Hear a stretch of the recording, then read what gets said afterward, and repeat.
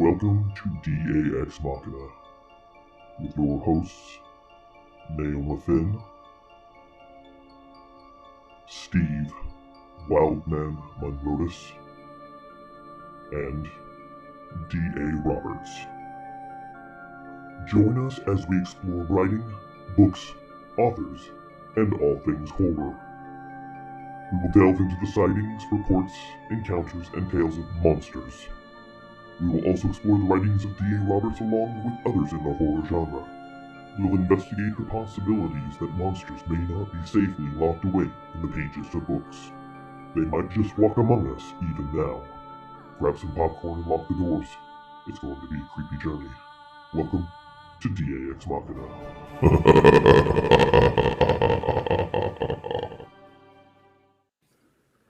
Good evening, folks, and welcome to the Wednesday edition of DA Ex Machina. Joining me is my usual Wednesday night co-host, Naoma Finn. You might remember her from the What If It's True podcast and the Dixie Cryptid podcast. Steve won't be joining us tonight. He had to work, so he only joins us on Saturday nights.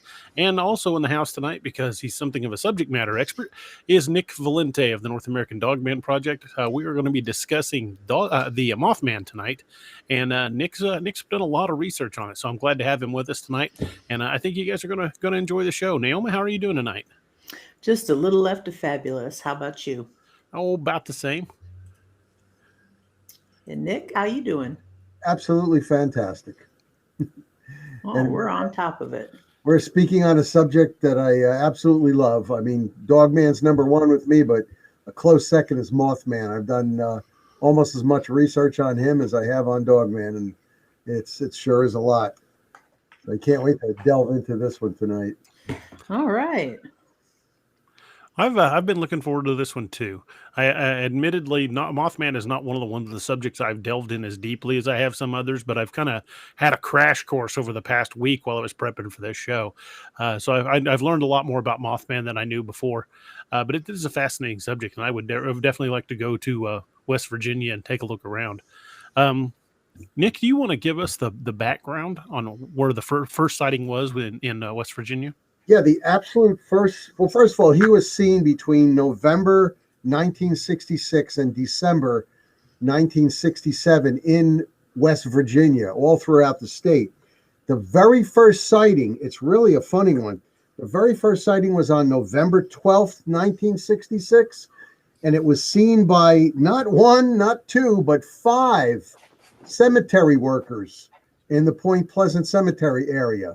They actually saw this, all 5 of them, and when they were interviewed by the police, because they did report it, every one of them, they were singly interviewed. Now, that's an important factor. I went to West Virginia to Point Pleasant, and I actually spoke to a police officer that was, at the time, retired, but he was one of the men that actually interviewed these fellows that were grave diggers. And he said that they were interviewed, and this is very important, and you know, DA, as a former cop yourself, yes, they sir. were all interviewed individually. Mm-hmm. And they all kind of said the same thing. So that's where that started. The very first one, like I said, November 12th, 1967. 1966, I'm sorry.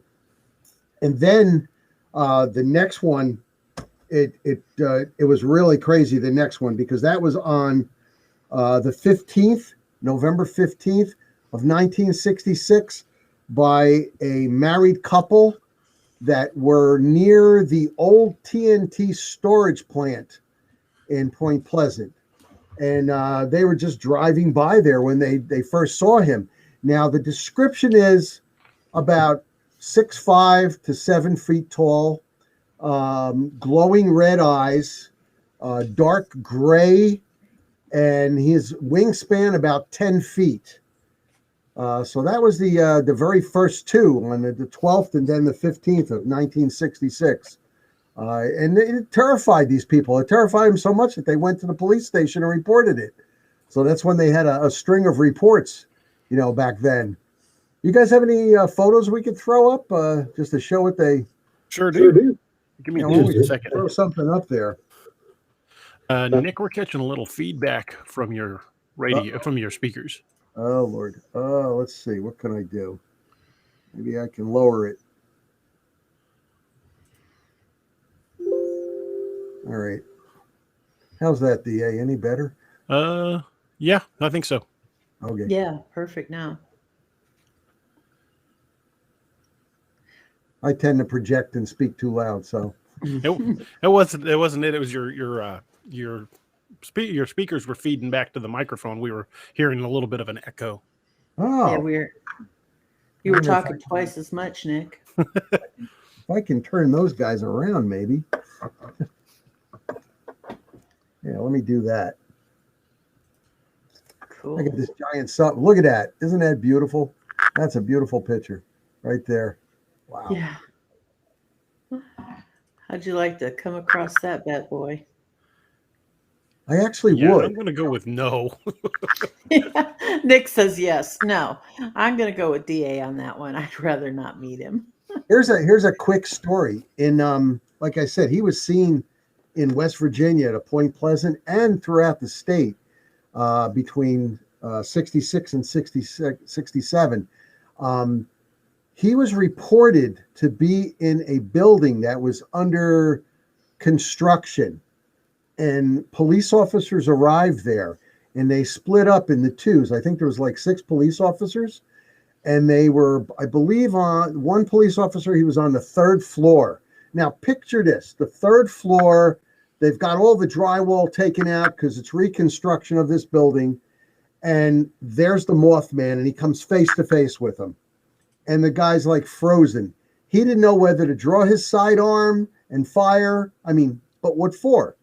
Mothman standing there about 20 feet away from him. At least that's his report. And I mean, why shoot him? He wasn't doing anything wrong.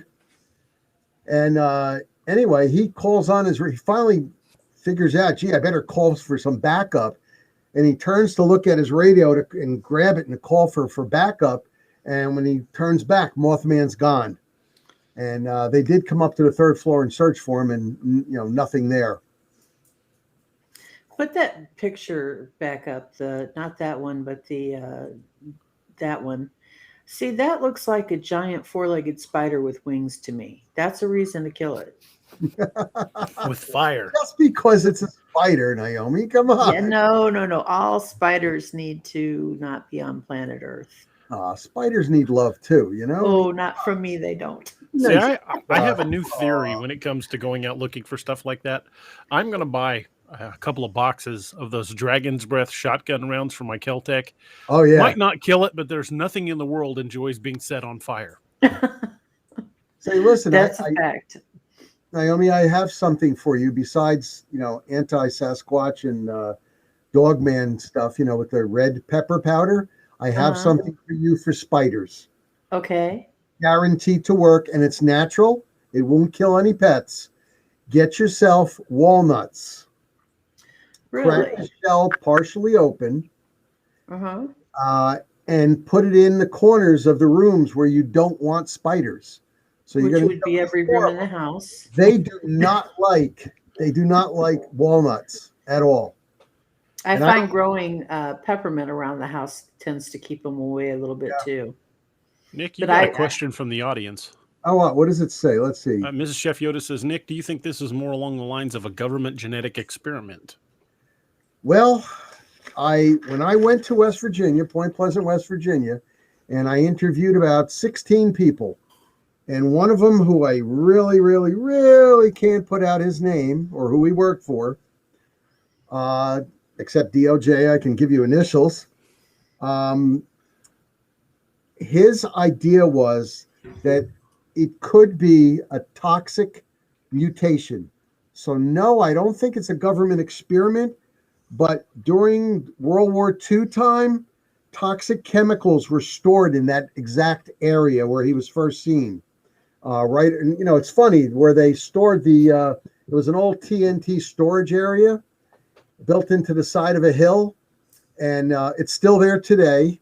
Don't try to go there because it's private property, and they have armed guards. And I can tell you that they are armed guards as of at least late July of this year, because I was there this year, late in July at Point Pleasant at the TNT storage plant. And my new thing is now, I mean, it's always been that way, but I try to tell people about this too. I want to help teach people when they go field investigating, is that I use binoculars.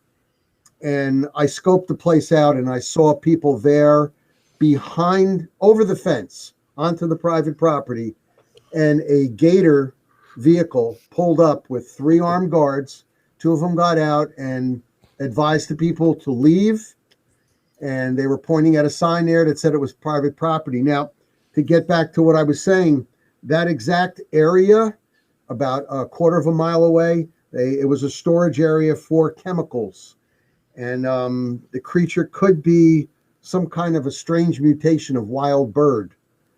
I'll get into my theory of what the Mothman is later on in the show, if you guys will remind me to give you my theory. A lot of people don't like to hear my theory, and they kind of get mad at me, and they send me garbage mail and say, we don't want to hear that. But I got to tell you what I feel, because like I've said many a time, my mantra is to prove or to disprove that these cryptids exist or don't exist. And if I find that, they're just some other type of creature, well, I'll tell you the truth. I'm not going to BS you about it. Has anyone ever described any facial features with the Mothman? Well, yes, they have. Right there, the only thing I would change would be the fur collar around his neck over there. The facial features, the biggest facial feature is around the eyes. The eyes are like a glowing red or a reddish around the eyes. And I don't mean just little tiny beady red eyes. I'm talking about, oops, let me go on this side. Big red eyes, about a good 4 to 5 inches around. Let's see. Spaced how far apart? Let's see. You know what? I have that. Give me a second. Nick, we're picking up your echo again. Uh-oh. Damn. Now, about 3.5 to 4 inches apart. That's from the inner portions of the eyes. That's still pretty good distance on eyesight. The set of the eyes. Yeah, a pretty large size head. I don't mean gigantic, but a pretty large head, bigger than a human. Yeah. Northwoods Cryptid said that flying pick could be something that someone built as an RC aircraft. Some strange stuff has been built by people, including a flying witch. Yeah. Well, like you said, DA, that could be a person flying in some kind of a those paraglider suits. Paraglider contraption. I mean, those feet don't look anywhere near what people who have encountered the Mothman have said. I mean, the feet that picture showed did look more human than anything to me. I would agree. I mean, it looks like, basically, it looks like a person with those glider wings. Yeah. I could be wrong, but that's because those, if you look, it looks like feet. That doesn't look like talons like a bird would have, which have been described. Exactly. It doesn't look like it has any kind of claws. It'll just look like feet. Yeah. And most birds will have, a couple claws on the front and one on the back, on the heel. And I think I did blow this picture up many years back, that very exact same picture. And I blew that up on a 65-inch screen, and I saw nothing on the heel on that thing sticking out. RJ says, certainly sounds like a mutation is more than possible. Well, I have to agree. It's very possible. Just like and once again, I have a theory on the Jersey Devil. And since I live in New Jersey, I've been down there for over 6 years investigating that. And, the original theory was because they did do a lot of chemical dumping back there. Mm-hmm. And my God, the things that you see. I mean, just last year they found a two-headed snake in the Pine Barrens. Mhm. You know, I mean, for real, they took it in. But I mean, you see Siamese twins, you know, in humans, so why not in animals? And you see mutations in humans, so why not in animals? Well, RJ, this is kind of when where the mutation theory kind of goes off the rails a little. Yeah. Up to this point, it's just been sightings of a strange creature. Later that same year in Point Pleasant, West Virginia, they started seeing sightings of it on the bridge, Yeah. the Silver Bridge, and this is a fairly good picture. Uh, and this bridge collapsed, killing 40 some people, like 43 people. 46. 46. 46. That was the end count. Yeah. That was December 15th, 1967. Yeah, during the height of rush hour, a ton of Christmas traffic, cars on the bridge. One of the spans gave way and the bridge collapsed into the river. Yeah. And they were recovering vehicles and bodies for days. And it took a long time for them to rebuild the other bridge. Yeah, So this is the first indication of this creature might be some sort of harbinger of doom, and we're going to get more into that. Naomi, you got any more on the bridge collapse itself? Not really. I just know that it collapsed December 15th, 1967, killing 46 people. It was a very commonly used bridge, so 46 people was not a surprising number. In fact, it might have been a little low for as much as that bridge was used. Right. But I did have a question about, and I know this wasn't an actual sighting and it may have been attributed to something else, but there was a German Shepherd named Bandit. And this one was actually in Salem, West Virginia. Do you remember that story, Nick? Yeah. Right. And I know that is not necessarily Mothman, but I thought it was an interesting story if you wanted to share it. Well, the man's name, Newell Partridge, and that is 90 miles away from Point Pleasant, West Virginia. And he claims that on November 15th of 1966, that the Mothman took his dog, and he's never saw the dog since. He just claims that happened there. And I mean, that's 90 miles away. Now, at the same time, there were 4 people in Point Pleasant that at nighttime they were joyriding. There were 2 couples. They were in a car, and they claimed to have seen the Mothman that night. And then hours later, he's 90 miles away stealing Mr. Newell's dog over there, the German Shepherd. So, I mean, he was just zipping all over the place at that time, I guess. They say he had a 10-foot wingspan, so he must have had a little bit of flying power. Oh, yeah. Yeah, definitely a 10-foot wingspan and close to, 6.5, 7 feet tall. Now, the thing I wanted to point out about that bridge is that, he is noted as the harbinger of doom, but the I-bar chain number 330 was noted later on as the weak point in that bridge that broke.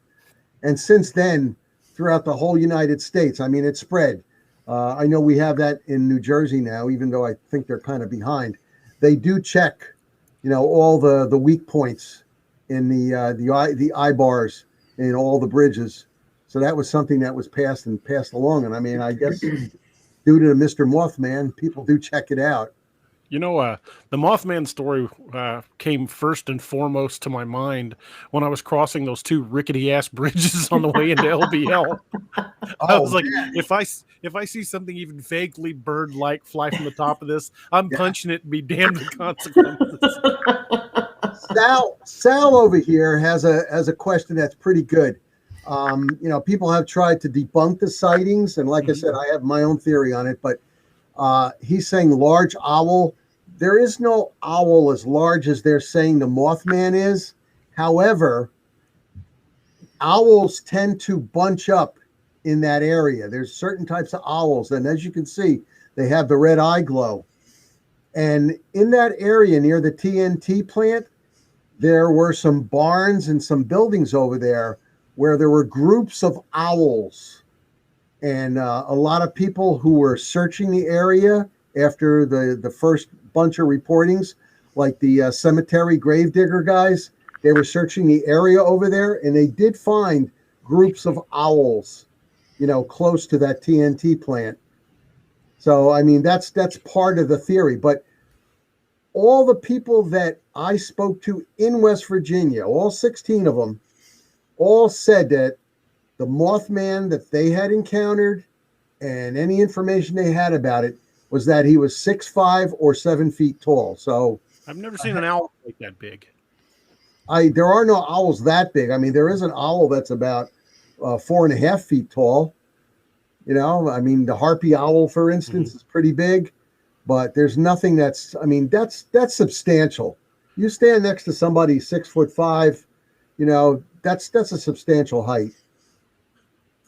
Yeah, I'm 5'4", so that'd be over a foot taller than me.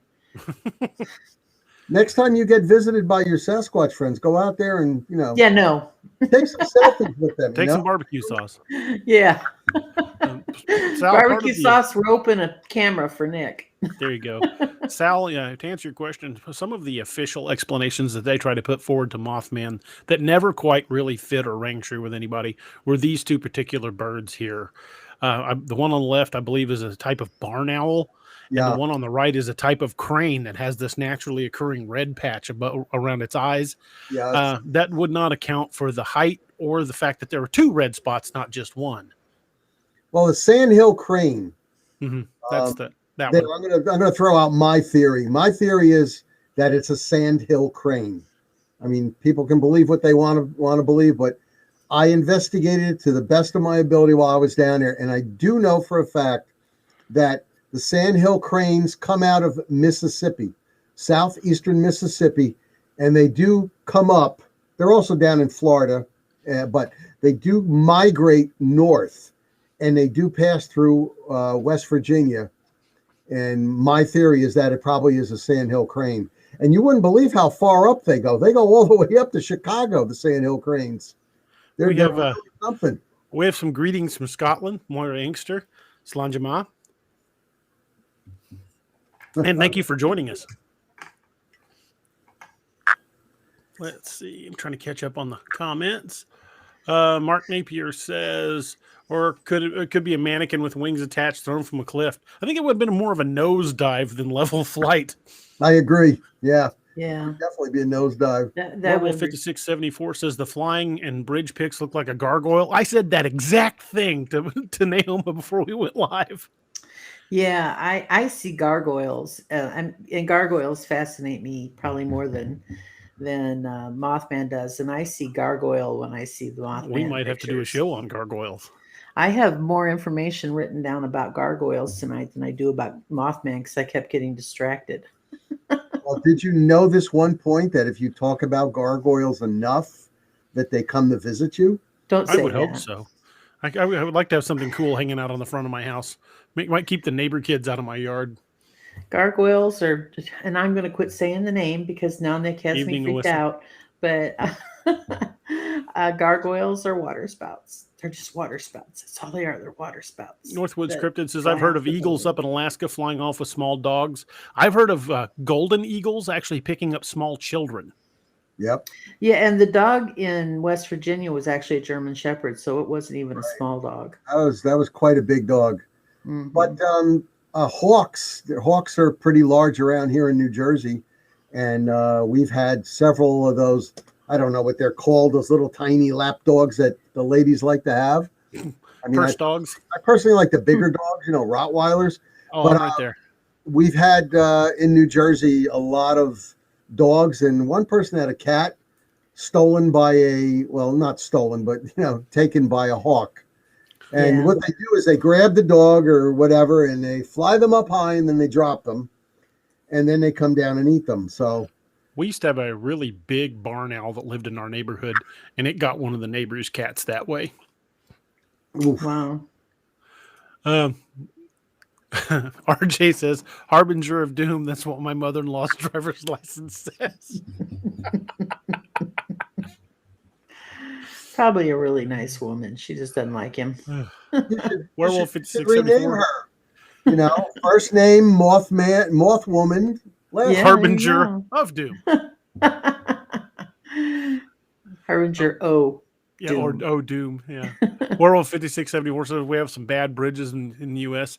I agree with that, but in my opinion, none more bad than those two crappy bridges connecting Missouri to Kentucky right at the Illinois transfer over the Mississippi and the Ohio. Oh my God, I hate those bridges. Oh man, I know what you mean, because when I was going home, I went over this one bridge and it was made out of wood. You know, Yeah. and Oh Lord. they had a speed limit on it. It said 10 miles an hour maximum speed. I wanted to do 50 just to get off the thing. There you go. Werewolf 5674 says, aren't owls harbingers of bad coming? In most Native American lore, seeing an owl, especially during the day, is an indication of death. It's a death omen. And European lore, if you hear it hooting outside your window 3 nights in a row, that means someone's going to die in the house. Well, However, had, in which lore, they're kind of welcomed, to tell you the truth. Yeah. I had an incident happen to me when I was a little kid, and I still remember it because it's such a vivid memory. The house I grew up in, outside Lebanon, Missouri, little farmhouse. My parents' bedroom was at the end of the house, and then there was like a little connecting hallway that had a closet in it, and that's where my room was because I was the little one at the time, and I was about 3 when this happens, but I still clearly remember it. There was no trees in front of the window to my house, to my bedroom, and that was back. We lived out in the middle of nowhere. We didn't have air conditioning in the summertime. It was a window open with a fan, and I remember waking up because you could hear a screech owl outside my bedroom window. Mind you, no trees outside my bedroom window, not even a shrub. But my mother ran down the hallway, scooped me up, and carried me back to her room. My dad loaded a shotgun and kept it next to the bed all night. And my mom wouldn't let me sleep in my room for a week because the owl was out. Well, the owl was outside my room every night for a week solid. And my dad wouldn't let me sleep in my own bed until it went away. And even then, he wouldn't let me have the bedroom window open anymore. I had to have the fan. And that's the moral of that story. I still sleep with a fan today because of that, because it was so hot in that house because it had no central air. But I had an owl. And I've heard screech owls many times. It's the same noise, but it was literally right outside my window. And I was so scared I wouldn't move the curtain to look. But I was 3. So now I would open it up and go like, hey, what's going on out here? I had a similar incident to what Northwoods is talking about here. He says, my dad had an owl fly at his head one time when he was out bow hunting. I was dove hunting one time. And it was getting close to dark, time to go home, but I had to use the restroom. And I went over under a tree, and all of a sudden I looked up and there was an owl coming down at me. And what most people don't realize is they don't make noise. You don't hear the flapping of wings. It was just right there. And oh my gosh, it didn't touch me. It was just letting me know I was in the wrong spot. But it's pretty much stopped my heart. Yeah, so, I would imagine. They can be pretty scary sometimes. Oh, yeah. Yeah, Sal, you're correct. Gargoyles, they describe their wings as being more bat-like. Yeah, more leathery. Marshall says, hey, D.A., Neoma, Werewolf, Lenita, Sal, Irene, Lenita. Don't forget Nick. Yeah. Mark Napier, hey, kid, get out of my yard. Melissa says gargoyle stories are very old. True, they date back centuries. Melissa says hawks can carry the weight. Yeah, the big enough hawk I've seen them carry away pretty good sized animal. Oh yeah, or a good sized fish is for that matter. Candy says I feel you, Naoma. Mrs. Chef Yoda asks, so if you think it was mutation, what creature did it mutate from? Me personally, I don't think it's a mutation. Simply because of everything else we're going to get to. But if it was, it's got to become some sort of mutated owl if it was a mutation. What do you think, I think a crane. Crane? Yeah. Yeah, I think it would be more of a crane because of the the height. bone structure that was reported and everything, and then the height. Because if you look at a sandhill crane can go up to like 6 feet tall if you look it up there. And the picture you showed had it in the middle. Pictures I've seen of sandhill cranes, the eyes, they have the red around here. So I guess there's different variants of it. Let me see if I can get a picture specifically of the sandhill crane. Yeah. While you're looking for that, just a little tidbit over here. On November 16th, 1966, three people in separate times during that day saw the Mothman near that very same government TNT storage plant area. In total, during 1966 and 67 in West Virginia, there were 100, actually over 100 total sightings of Mothman. So, I mean, I don't know whether people were just trying to get in on it or whatever, but it's people possible. were reporting it left and right. All of the images I'm finding of the sandhill crane have that just one spot. I have some. I wish I would have brought them with me up here. I could have put it up there. Northwood says the Mackinac Bridge is a sturdy bridge, but sometimes travel across it is restricted due to high winds. Go ahead, Nick. No, I was going to agree with him. Yeah, definitely. Owissa says the Egyptian vulture is a freak of nature and can pick up and carry in flight more than their weight. All other large birds can carry half of their weight or less, except for condors. Condors can carry essentially a small Volkswagen. Yeah, believe me. And the reason for that is the width, not just the length, but the width of their wings. The condors, they can put up a lot of air under there. Werewolf, I know exactly what bridge you're talking about. It's the one they tore down to build the Stan Musial Bridge. That bridge was scary. Was that the Marquette or the Joliet? I think it was the Joliet. Both of those bridges terrified me. I was glad they tore both of them of down. They were crap. Oh Lord! I'm pretty sure Mark Twain himself was there to commission them. I'm pretty sure, yeah. And bridges generally have no effect on me at all. But I crossed one of them once, and I said that was enough. I'm never doing it again. Yeah, the Stan Musial Bridge is a very nice bridge now, but it does take you straight across the river and into East St. Louis. So when I found myself on that bridge, I was like, "Oh, time to turn around." Owissa says it's also not uncommon for owls to flock. They are singular predators, but if they are bunching up for protection, predators, yes, I do agree with him. However, in that TNT plant near that area and the barns that they had, they did find owls flocking together there. So there's one exception to the rule. For some reason or another, they were flocking in the area.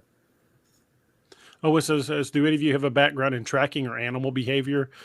Being a hunter since I was a kid, I've studied animal behavior from my area, and I learned to track at a fairly young age. Although it's a skill I haven't used in a while, I'm pretty certain I could dust it off and still use it. Yeah. Marshall Sirota says, the design of owl's wings is made for silent flight. Yes, very much so. And you got your hey, Nick. There you go.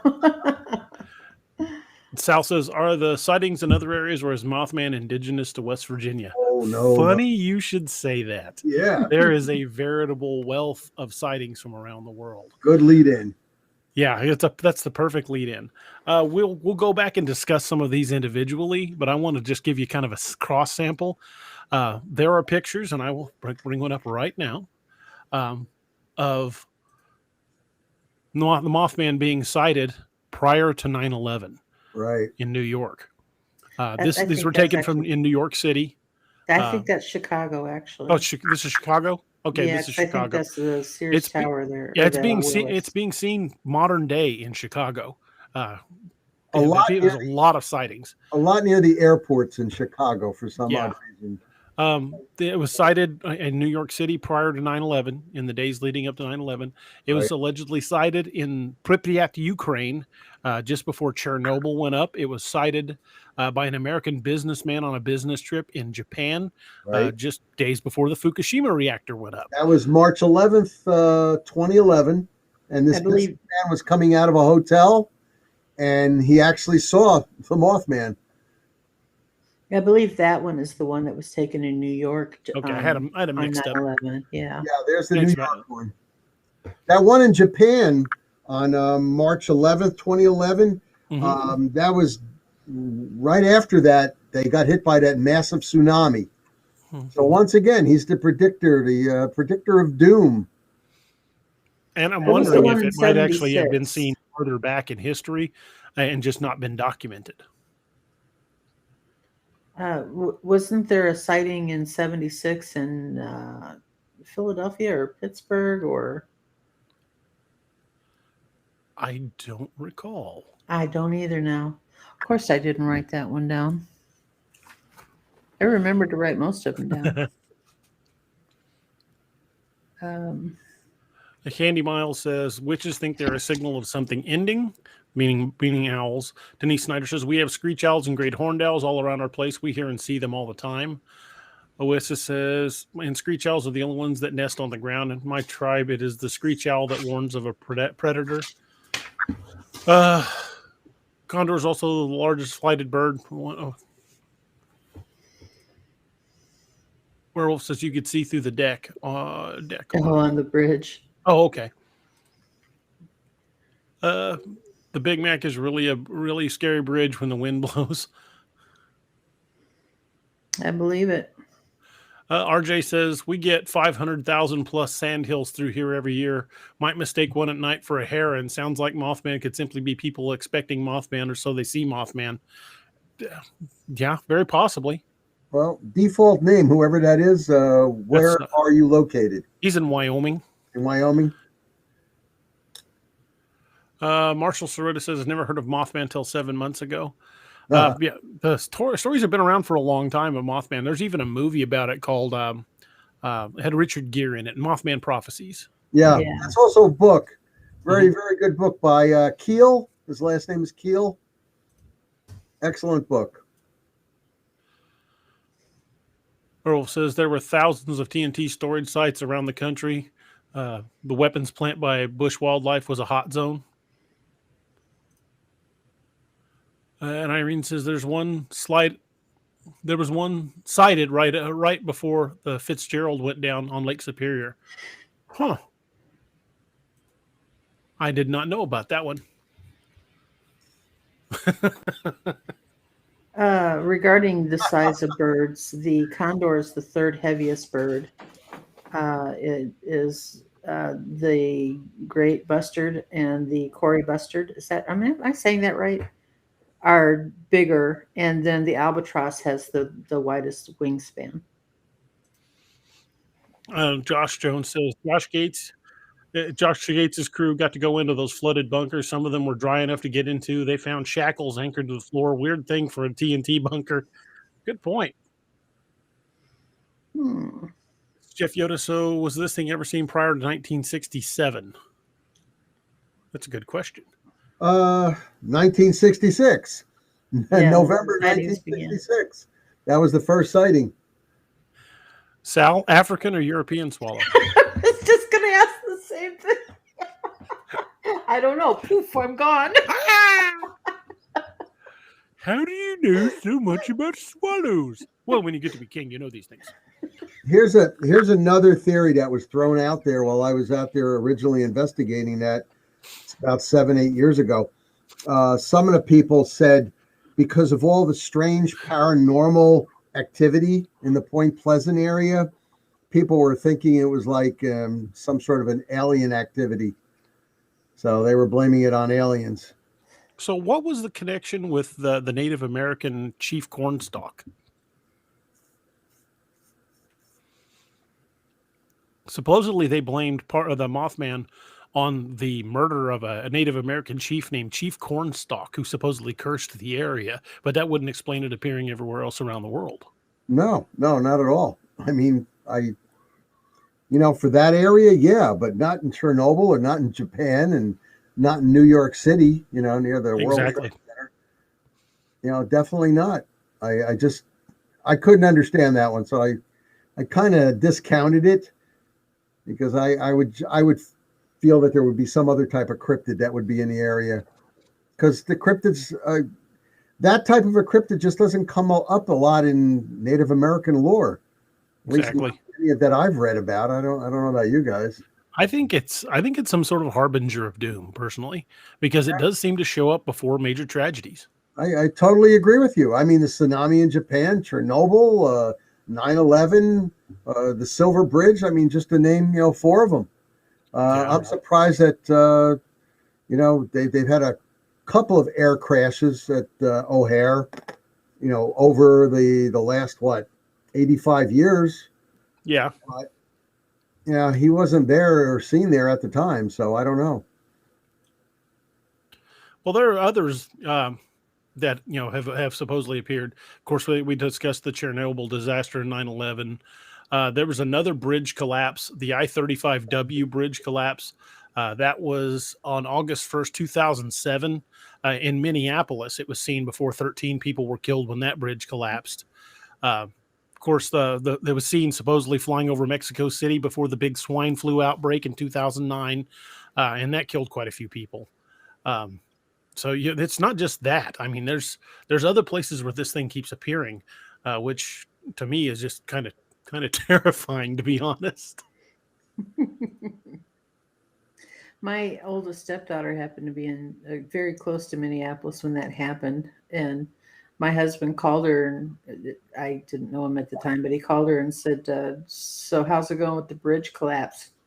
And typical of a college student, she says, "Bridge collapse? What bridge collapse?" There was a bridge that fell. So I thought that was kind of fun. All I know is if I spot something that looks like a Mothman flying around, I'm going to stay about 10 miles away from that area. And if it's over my house, I'm going to go someplace for a while. Because you figure, you see them flying around, you give them a week, and then you come back, By that time, it should have happened already. You would think, yeah. Of course, it took 13 months in Point Pleasant, but that's beside the point. Mr. Chef Yoda says, you don't think this thing could have come from Plum Island off of New York? I doubt it, because, it's an awful long flight for a bird from Plum Island, New York to Pripyat, Ukraine. Or is Chef Yoda referring to the 9/11? Maybe. From Plum Island over there. And why Plum Island? Because of the dumping? Yeah, because of the Plum Island monsters. monsters. What you're referring to? Yeah. RJ says, that's it. Everyone does a shot every time someone says harbinger. Oh, you said it. Northwoods Cryptid says, I don't remember any Mothman sightings being reported when I married my ex, but there must have been. You did not heed. You did not heed. Did not heed the bird. Marshall Schroeder says, I saw the one crash near Midway, 1990s. Josh Jones says, but what if you end up manifesting your own destiny and you see this thing and try to leave and your transportation encounters disaster? Then you walk fast. Get hit by a falling satellite. Yeah. Give it your time. It's your time. Martin Napier says, a Mothman vacation. Lenita says, Nick, where do you live at the present? In New Jersey. Werewolf 5674 says, yeah, I always thought the Mothman was a spiritual thing. I agree. I think it's some sort of portent of doom. I mean, a death omen, much like the Native Americans think the owls are. RJ says, I'm with Nick. Don't push your luck. A voice says, get out. I'm getting out. I know. I mean, when they went into that house in New York, remember? The one with the exorcist? Get out. Get out. Okay. And did they listen? No. No, yeah, that was a bad deal. Yeah, That's not fun. I'm going to tell you. I'm a hillbilly. It goes, get out. I'm like, too bad we can't stay. Yeah. Gotta This go. is a lovely, wonderful house. Get out. Too bad we can't stay. I thought the hillbillies would say, wait a minute, can't we just talk about this and have a drink or two, Be friends. Or, as Josh said, the Harbinger shot train. You can't jack a house up. A hillbilly can't live there anyway. That's right. If your richest relative buys a new house and you have to take the wheels off of it, you might be a redneck. Yeah.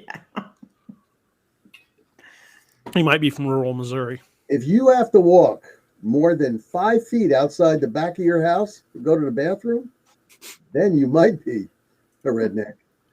RJ's not Yeah. wrong. Hillbillies would barbecue it. Of course, if they found it down in the woods of Louisiana, somebody's going to turn it into a gumbo. Oh, yeah.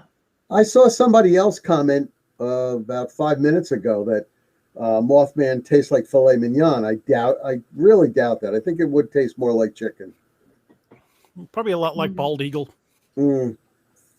Well, I'm let's kidding. hope I've we never tried find bald out. eagle. You know who is a cryptid magnet though, DA? Don't Who's go that? there. Don't go there. This one right there. You want to take me everywhere you go, then, don't I you? mean, we got dogmen, Sasquatch, spiders attacking her. I mean, what? She's also got the 3 a.m. Yeah. Candygram. Girl Scout cookies. I got 10 minutes. And you know what else? Now you're going to get infested with owls. Yeah. I'm going to tell you. Well, It's there's worse okay. things to have Say it hanging a out in few your more backyard. times. I guarantee it. I'm okay with the owls. Till their RJ eyes wants to know, start has going anyone heard a red. Mothman make noise? Actually, no, not that Yeah, I don't think I've read any No. accounts where it made He's noise. very quiet. He's very shy. Did anybody even hear wings flapping or anything like that? The No. kids in the car did. They heard the wings flapping and it paced their vehicle. Yeah. That was in Point Pleasant. That was the two couples that went Mhm. 100 miles an hour and it paced Yeah, them. they were flying and said he just kept pace with them. That amazes me. Sal Paso says land shark, just a dolphin, ma'am. Well, okay. This is Patty. You're pretty harsh on Josh. Yeah, I think you guys missed it. She said, Josh, in your case, a spider would make you do that. You sis. See? All right. In my case, a spider would definitely make me do that. There's no living in a house with a spider. That's all there is to it. I'm not a fan of spiders, but I don't freak out like I do with snakes. I'm a Yeah. firm believer there's only two kinds of snakes in this world. Kind of snake that'll kill you and the kind of snake that'll make you kill yourself trying to get away from it. I feel that way about spiders, but I like snakes. I have a tendency to pick them up and carry them around with me. Unless, of course, they, have a triangular head or the red and the yellow touch, or they have really pretty eyelashes. You know how to tell a poisonous steak from a non-poisonous one, right? When you turn them over on their belly, they've got the scales, but then they got the split. That's the poisonous one. But tell me something. I'm kind of like Jeff Goldblum on that. I'm not going to go out there and lift up its skirt to see what it is. Exactly. Who is going to do that? Yeah. Well, once it's dead, I'll roll it over with a rake. But I don't know. I have to cross my yard to get out to the yard. My yard's probably 20 or 30 yards. It's not a small yard, and the front third of it is all wooded. And I have to cross that to get to my mailbox, and I see a lot of little yellow-tailed snakes in the spring. Yeah. So I just make sure I wear my boots that go up over my ankles, and I watch where I step, try to stay out of the leaf litter. But they don't bother me, it's just not something that scares me. A spider crawls across my desk and I have a heart attack, but snakes I'm cool with. Naomi, you know what kind of spider is the worst? Living spiders. No, the one that you see on your wall. You're trying to go get something to kill it with, and then it's gone. Oh, I know. That's terrifying. I was that's the driving with cryptids. Oh, go ahead. Sorry. I was driving down a street in Davenport, Iowa one time, and my sister was in the car with me, and there was a spider on the window on the outside of the driver's door, and I climbed out of the passenger door to get away from it. Thank you, sir. Yep. I was the driver. I did not put the car in park or even bother to step on the brake. I simply climbed out the passenger side. I was that terrified. My sister had to pull me back. I know this show is about Mothman, but I got to follow that one with, I was in my Jeep Wrangler driving last month, and out from the rooftop inside the car, of course. On his web comes a spider, and he's like dangling there, like he's supposed to be on my mirror actually, but he was dangling there, and he had to wait. He had to wait till I got to a red light before I killed him.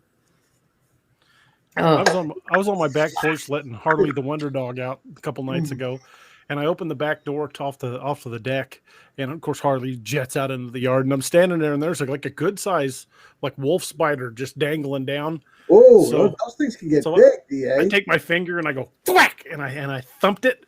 Well, it doesn't let go. It shoots way out and then comes straight back. And you would have think I was like the speaking in tongues ballerina. Serves you right. I was all over that deck trying to get the hell away from that thing. Have you ever seen a fist-sized wolf spider? Yes. Okay. That is small. You guys got to look this up. Maybe post a picture of a coconut spider. Do you know the size of a coconut spider? I mean, my God, Naoma will never go to that country. Are they also the dinner plate spiders? No. See, in my mind, all spiders are that size. Yeah. Yeah. My sister confirms. Yes, I did. She was in the car with me when it happened. I did climb out. Attempt. I didn't get out the passenger door, but I made an attempt at it. Patty says, we have a lot of hawks here in LA, and we have an owl in our palm tree every night. Beautiful birds. Yes, they are. No, they really are. And I got to say, I had an owl at the place I used to live at in Jersey, and we actually named him Hootie. He used to dive down and eat all the little mice that were wherever they came from. And then he got a girlfriend. I guess they got married because then they had another one. And I would hear the hooting every night for an hour or two on end. And then you hear 2 hoots. And then after about 6 months, we heard 3. So, I mean, I don't know whether that was her boyfriend or somebody else or maybe the baby owl. But I had such good luck when I lived over there. I moved here and then, like, what was it? 6 months later, my neighbor about 1,000 feet away from me calls me up and she has a dog man sighting. I mean, up where I lived before, there was nothing. Well, we had a bear, but that was about it. Naoma RJ says he just got a black widow in a pill bottle. Nick, we're catching feedback off your speakers again. Uh-oh. It says it's in the freezer with rattlers. I'll send them to you. Watch your mailbox. I'll give you her address. I hate you. You are not my friend. Northwood says, I've never heard of a coconut spider, but I've seen coconut crabs, and those things are big enough to cover the side of a trash can. Yeah, coconut crabs are nasty buggers. There's a theory that coconut crabs are what actually killed Amelia Earhart. Mm-hmm. Yeah, I read that. That's kind of interesting. Werewolf 5674 says camel spiders are 12 to 24. God dang. But you know what's interesting about that is that they're actually technically not spiders. True, they're part of the scorpion family, but they're still all arachnids. Yeah, but I see a 24-inch camel spider coming at me. That's a mag dump situation. The fun thing about them is that they like to stay in your shadow. So if you're like standing out and the shadow gets long and you move, your shadow wiggles with you. Yeah. And then you move again and your shadow goes back with you.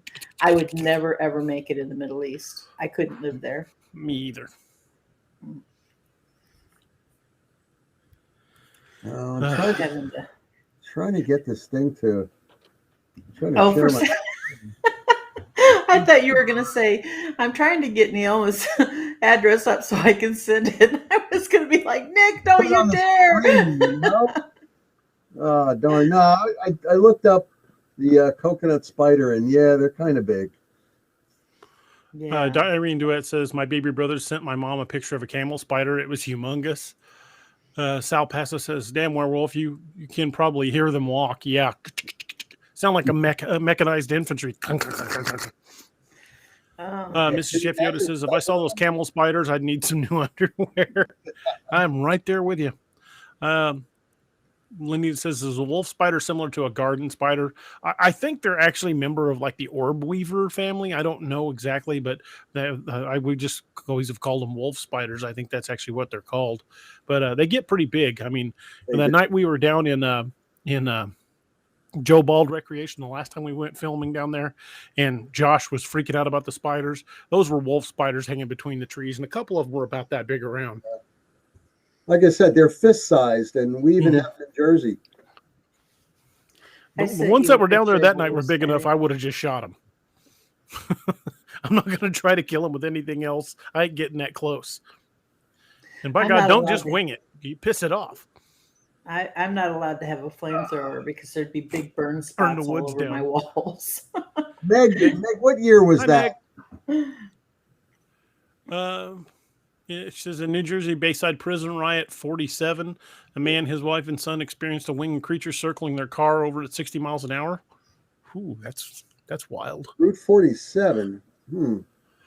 Smedley Do Right says camel spiders repel Mothman. Camel spiders repel a lot of things. They repel me quite well. Naomi, how are you holding up with all the spider comments? Oh, Patty, they're killing me here. They're just killing me. I heard, Naomi, that your favorite comic book is Spider-Man. Spider-Man. Thinking says all the spider talking has got me itching all over. RJ says, evening, Meg. Meg, thank you for joining us. Sal Paso says wolf spiders are nasty. I've seen them while living in Wyoming, and they come in different colors. Yeah, they look like baby tarantulas around here. They're kind of fuzzy looking, and I've seen the biggest one I've seen is legs and all was about that big around.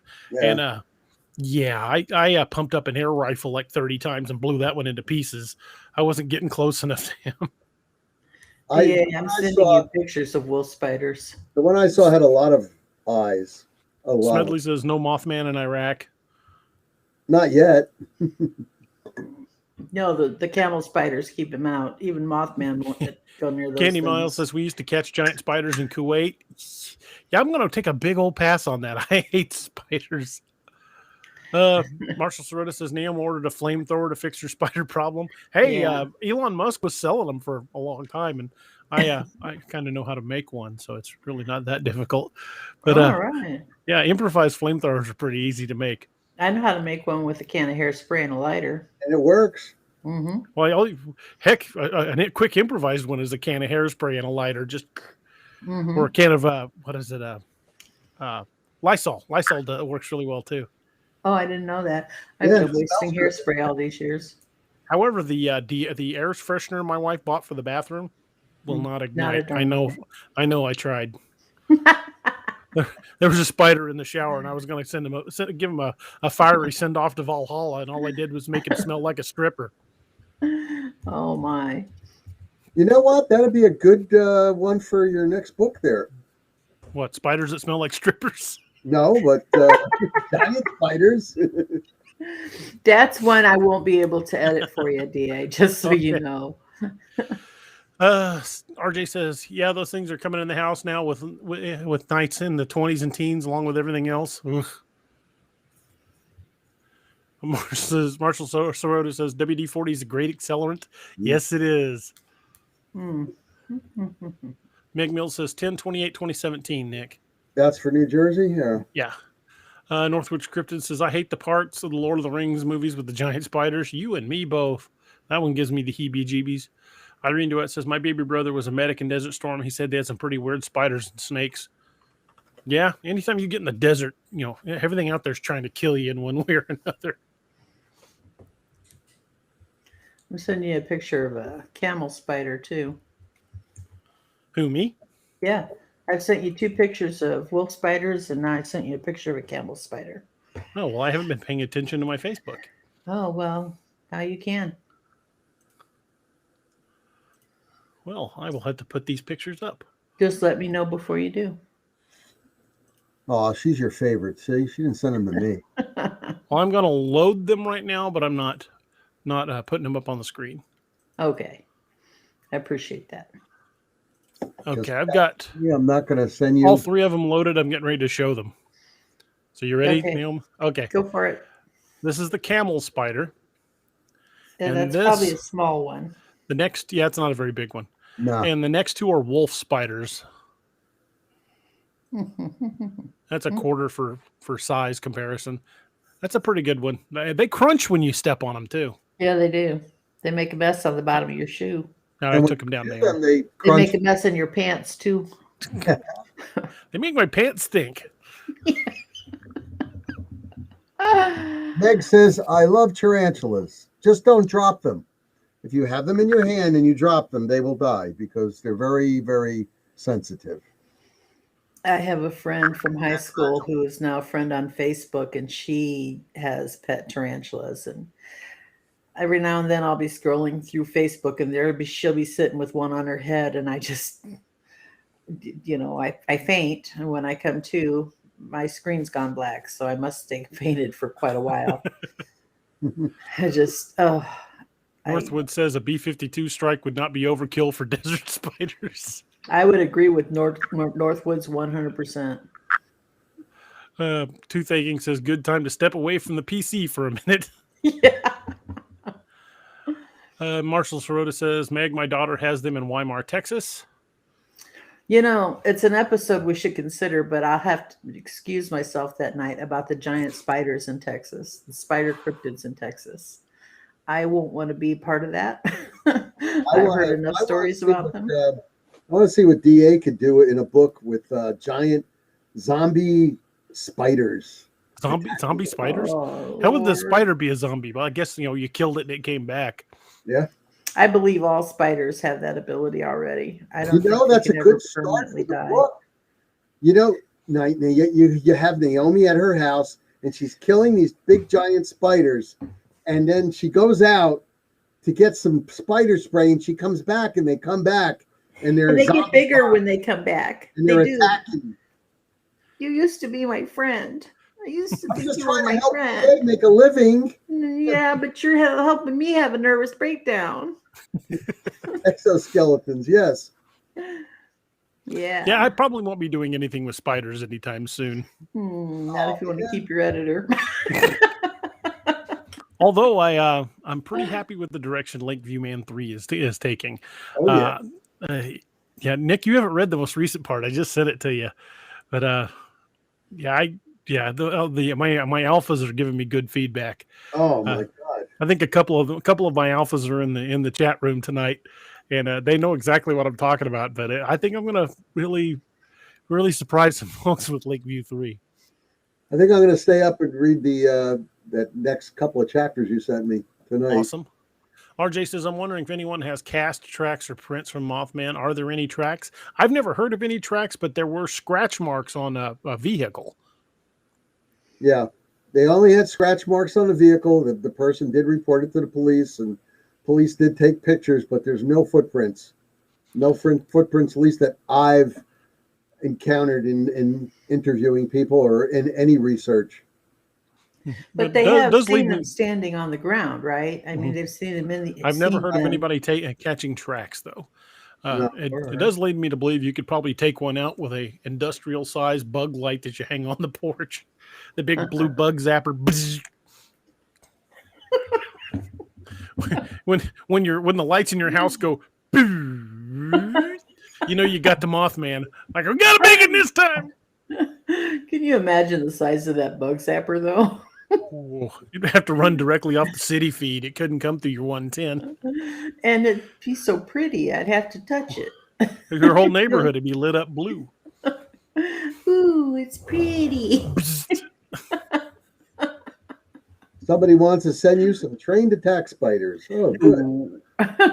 Rich Evans says, Daddy Longlegs are more you have to worry about than if there was able to bite you. Yeah, Daddy Longlegs are actually highly venomous. They just have so tiny of fangs, they're really no threat to people. Yeah, they're like those garter snakes, You pick a garter snake and they fang you, and there's like, are you finished yet? I know. Trying to bite you, and there's nothing going on. I sent my mother, my ex monster-in-law, called me up and said, there's a snake in my driveway and I have to go to the store. Come and get it. Which I thought was kind of stupid because her car was in the garage. All she had to do was get in the car, open the garage door, and back out. But I went over there with a little 3-gallon bucket, no lid or anything. It was a little fox snake. I picked it up, tossed it in the bucket, and I'm heading back across the road, and it came up and latched itself to my finger. And I'm standing in the driveway whipping my arm around. That snake would not let go. It was stuck to me. I hate snakes. The answer is no, Mark. Yeah, correct. Nothing happened to the kids, but that was still part of the all the sightings leading up to the collapse of the Silver Bridge. That Yeah. was just a very short amount of time before the bridge collapse. Yeah, Mrs. Marshall, take a light.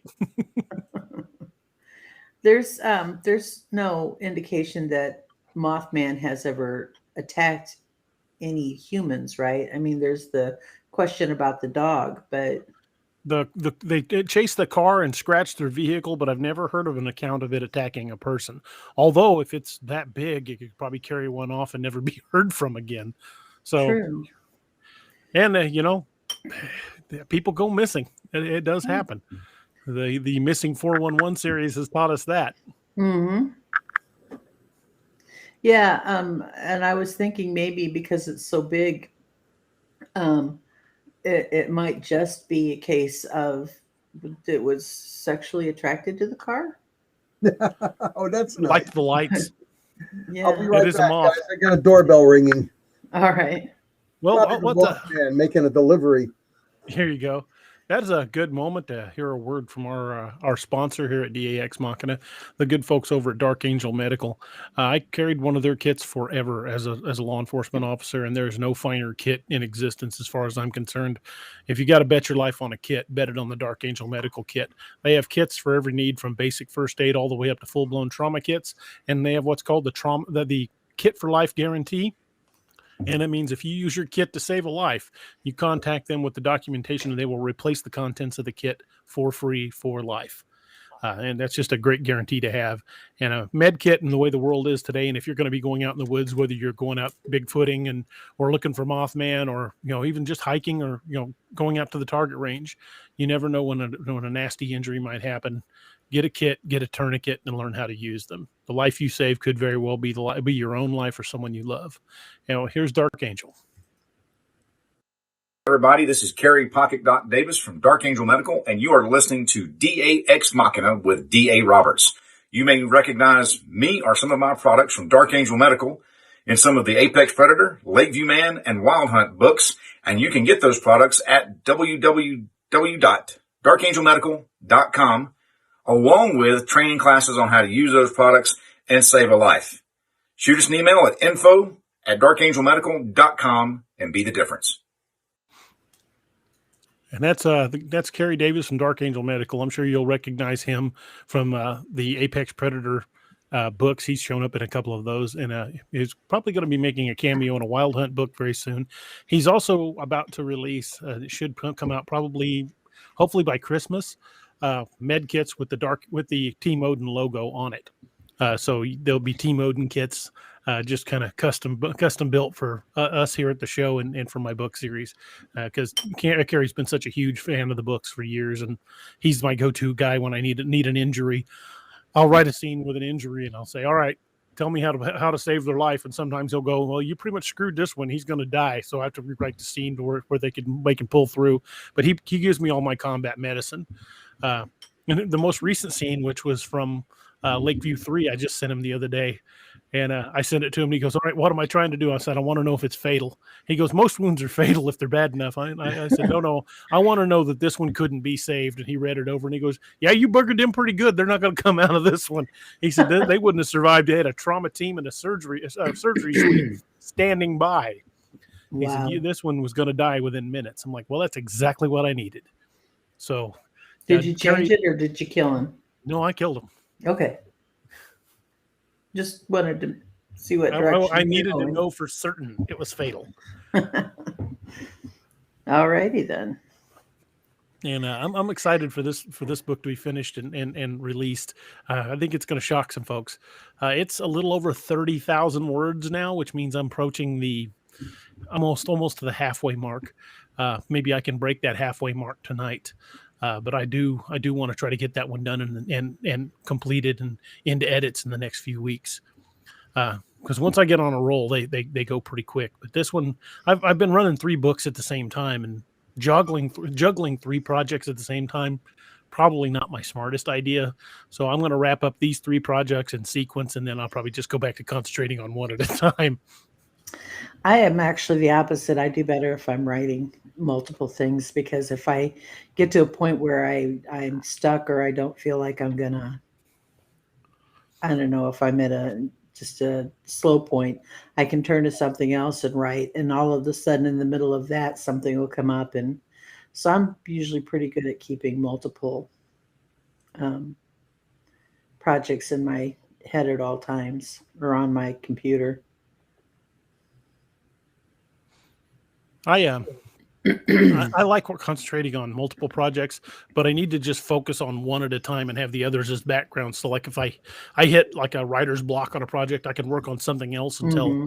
the brain kicks Yeah. in. But I owe Cam a couple of short stories. I need to get those done. I owe some narrations for you guys. Cam has not sent me anything to narrate yet, but I've got several projects in the fire that need to get done. I need to finish the newsletter and get it sent out for the Patreons. Uh, I already did a short story for the patrons for September. No, yeah, for September, but I've got to write the short story for them for October. I've got a short story that I was kind of saving for a rainy day. It has not seen the light of day. I need to just wrap it up, and that's probably going to be the October one. And it's kind of fitting for October. It's pretty creepy, uh, more like cringy creepy, like make your skin crawl than my usual fare, which is usually monsters and things like that. But this one's a little more. I don't know. I don't want to give away too much, but it'll definitely make your skin crawl. So Oh I've got to boy. finish that, and I got to, like I said, I've got a couple of short stories I owe Cam, and I've got another Operation Lily type story that I've got in the works that I'm going to do for Cam. Probably be similar in size to the last one, in the 15 to 20,000 word range. And Cam gave me the green light to go ahead and release Operation Lily as a short story. Well, actually, it's a novelette. It's too long to be a short story, so that Hmm. one's going to be released on its own. I'm also going to go over it and add some stuff to it and actually make it a little longer before I release it. So you'll have the version that's on Dixie Cryptid podcast, the Operation Lily. Then you'll have the version I'm going to release, which will probably be 3,000 to 5,000 words longer. So got a lot of projects coming up. Plus, if anybody's seen the playlist, so to speak, let me see if I can pull up the playlist and give you guys a taste of what I've decided to inflict on myself. Let me move this over.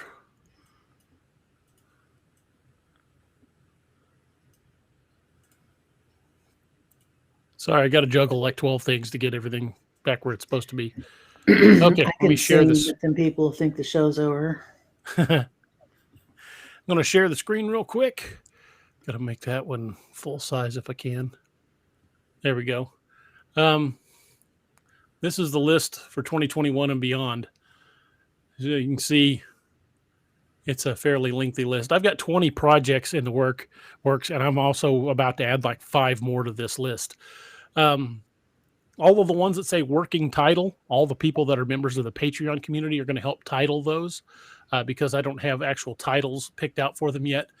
They already helped me name book 1 of the Blood and Redemption trilogy, The Heart of Iron. They helped me name that. Right now, we're working on over on the Discord server. I've got kind of a group chat going, and this is open to anybody that's a member of the Discord server. You can join that for free. The link's already been posted a couple of times during the show. But if you go over to the Discord server, you can get involved in the conversation on helping to choose Margolin's code name. Cool. And then we'll also be doing more of these where we're naming the books. So there's going to be a lot of that going on.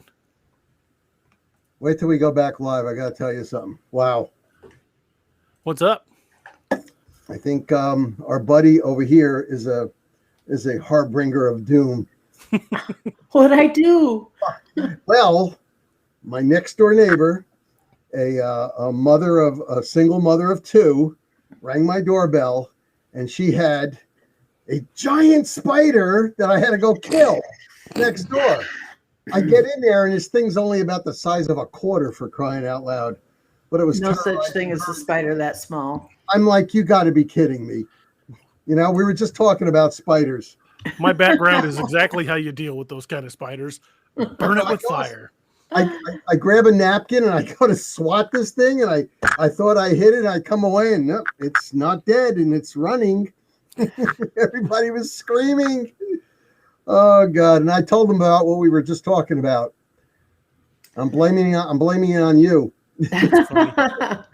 Patty Just wants to remember, know- Nick, I'm going up to the LBL in a month or so. You should come up there because I'll be the one to find the darn things. Oh yes. She's bringing her own barbecue sauce. Yeah, and a rope. Oh, incidentally, that Slather barbecue it sauce all that we over and tried say, that's "Come get me." sugar-free, really Yeah. good. Oh, really? Oh, yeah, really good. Oh, wow. I'll send Which you the one? name. I can't Where you remember the name of it. It's in on the table, but it's one my wife found. Let me see if she ordered it. No, she didn't order it. We bought it at the store, but I can't remember the name of it. She found it online and read about it, and we found it at Sam's Club, but I can't for the life of me think of the name of it. I'll have to send it to you guys later.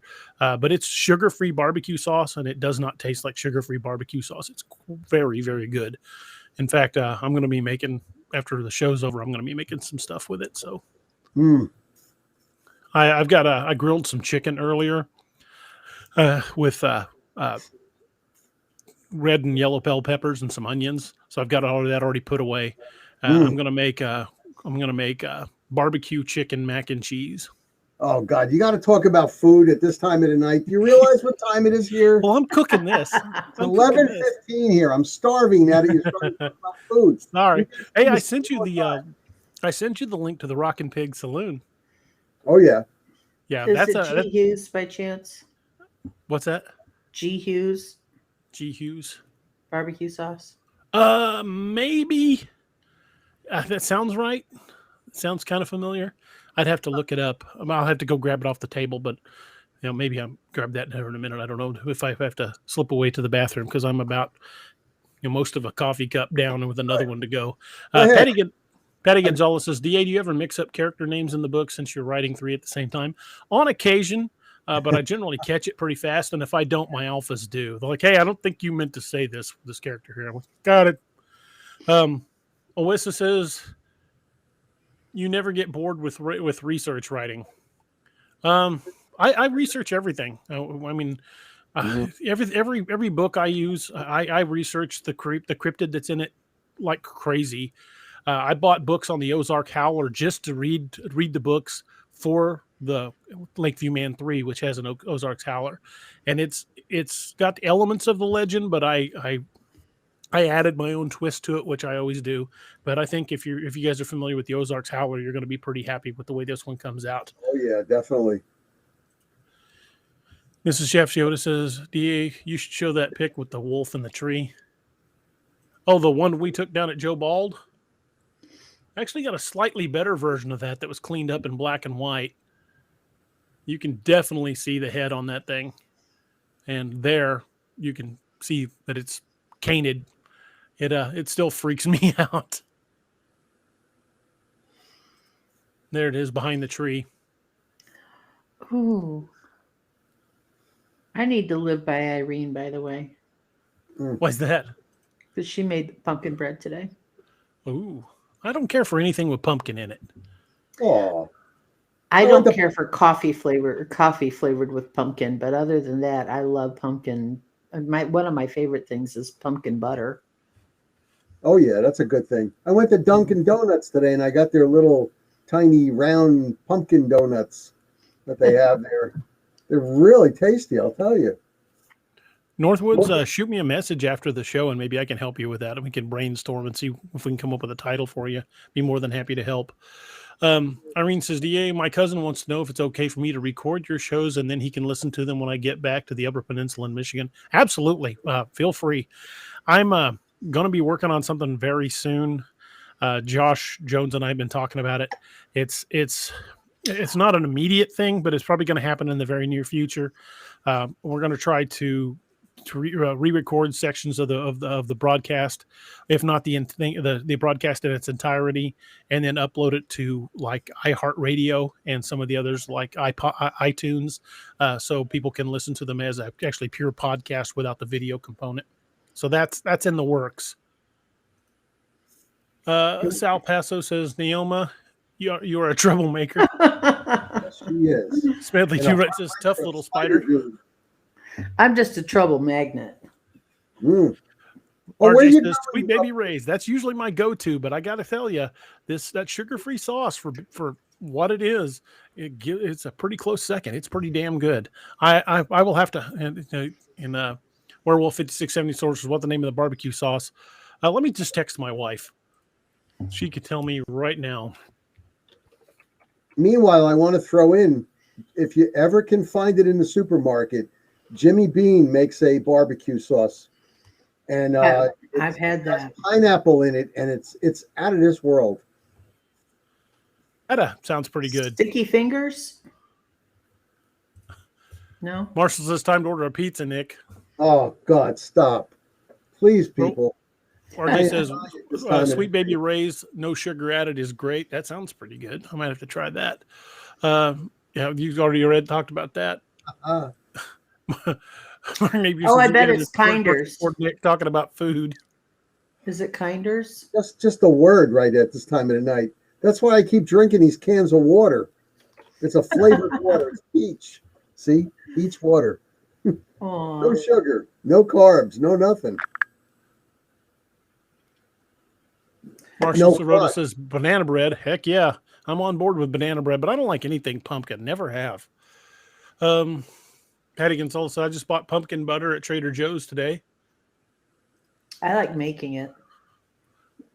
Well, I like eating most things, but I can't bake to save my life. Werewolf 5674 says the black and white is evil looking, that picture. I can bake, but I'm lazy. I want other people to do it for me. Well, Lenita says, if you live by me, I'd cook you some yummy food out of my garden. Aww. Naomi, do you like cheesecake?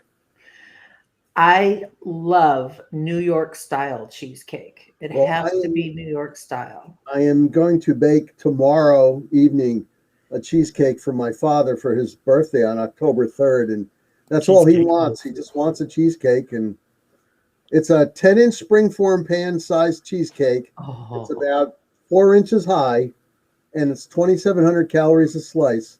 Yeah, that's okay. There's anybody's cheesecake out there any day of the week. I am a cheesecake fanatic. I have one piece a year. I haven't had one yet this year, Nick. I'm just hinting at you. I'll send it to you in the same box with the spice. Yeah, with the spider. Patty says, I like cheesecake, Nick, in case you're wondering. Yeah, me too. Me too. I like that.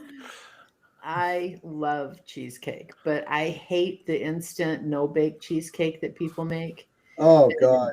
It's just not the same. No, it infuriates me when they come along and say, "Oh, here's your cheesecake," and that's not cheesecake. When someone makes that at a family reunion or a big Christmas dinner, I'll still eat the heck out of it, but I still prefer real cheesecake. Me too. And my favorite with the topping is the cherry cheesecake.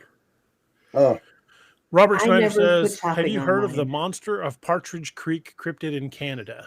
Nick, you've been up hunting in Canada.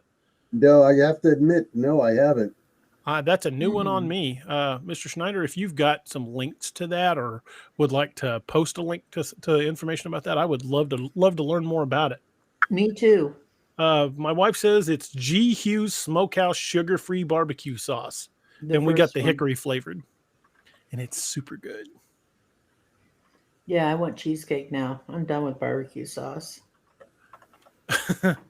Mr. Ammo, any update on Audible releases holding several credits? Hopefully coming soon. Cam was saying that he's going to jump into the Wild Hunts probably by the end of this week. He said he was almost done with the others. But the thing is once they're uploaded, Amazon still takes their slow, sweet time. So if he gets them done mid-October, it's still going to be mid-November, 1st of December before Amazon even releases them. So unfortunately, it's kind of a lengthy process with the Audibles, but I will be announcing every time that we got one release. So hopefully we'll be having that done very, very soon. Guys, just an update for that gentleman there, that monster of Partridge Creek in Canada. 1908, there was a sighting of a dinosaur-like creature, like a Tyrannosaurus Rex. That's kind of wild. Yeah, I mean, but I think it's a little cold up there for them. So unless they're homeothermic. Yeah. If they're cold-blooded like a reptile, yeah, but if they're warm-blooded like a bird, then no. And basically, yeah, Tyrannosaurus rex is a bird. They come from the bird species when they did the DNA testing on them. Yeah, hollow bones. Marshall Schroeder says Amazon is. Yeah, I agree, Marshall. On some respects, I will say they've been very good to me with the books. I've never had a single issue with them. Making sure that the royalty payments are processed on time. I've never had a problem with them fixing an issue I have if I email them. When it comes to the books on Amazon, I've had a good experience with it. I know some authors haven't been so fortunate, but I honestly can't complain. Amazon has been very good to me with the books. So hopefully that will continue. To chime in with DA, I'm going to have to tell you all, I have all of DA's books on Kindle and also in paperback. And they've sent them right away, and they're in perfect condition when they're paperback books. They're sent to me. DA, when they sent me your last book, well, actually all of them, they put them on a cardboard and they put plastic over it, hermetically sealed. They put it in a box and they mailed it to me. I mean, I was amazed because a lot of times I'll get books, but not directly from Amazon, from other places sold through Amazon, and they just put it in a plastic thing, and the borders are all busted up. But your books, they actually came from Amazon direct, and they came really nice. Good. We always we mail direct, and we sell through Amazon, but we mail them from our house, and I always put them in the bubble envelopes, and then I tape the edges so that they don't get beat up. But they're still not the same as the Amazon. But I have to give Amazon more money if I let them ship them for me. Sorry about that. My son just slammed the bathroom door loud enough. I heard it over my noise-canceling headphones. About jumped out of my chair. I didn't hear anything. It sounded like it was right behind me. I about jumped. I was like, Jesus Christ, what the hell is that? I hear the sound of little spiders running around. Stop that. Oh, God. I don't like that. Look over your right shoulder right now. No, I don't want to look over my right shoulder. There's something on your wall over there. Take a look. Turn. It's not there. No. DA, try to convince her to turn. There's something on her wall. I just saw it move. It's her horns, the plant that looks like her horns. Yeah, that's my horns. Oh, okay. Yeah. I have 3 horns on my head. Mrs. Chef Yoda said, yeah, I just bought a cookbook from Amazon and nothing wrong with the box, no damage. But the sleeve on the book was all smushed up on the back and torn.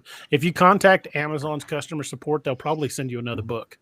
They may not even have you ship that one back to them. But if there's any damage to the books, they will replace them. Yeah.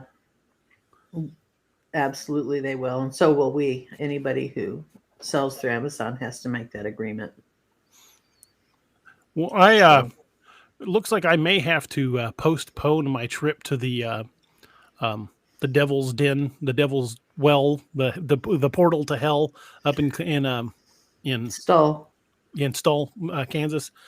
We were planning on going up there this coming Monday, but they just changed my medication for my back, and this new medication is going to take a little getting used to. So if I seem a little loopy tonight, it's because of the much stronger medication they put me on.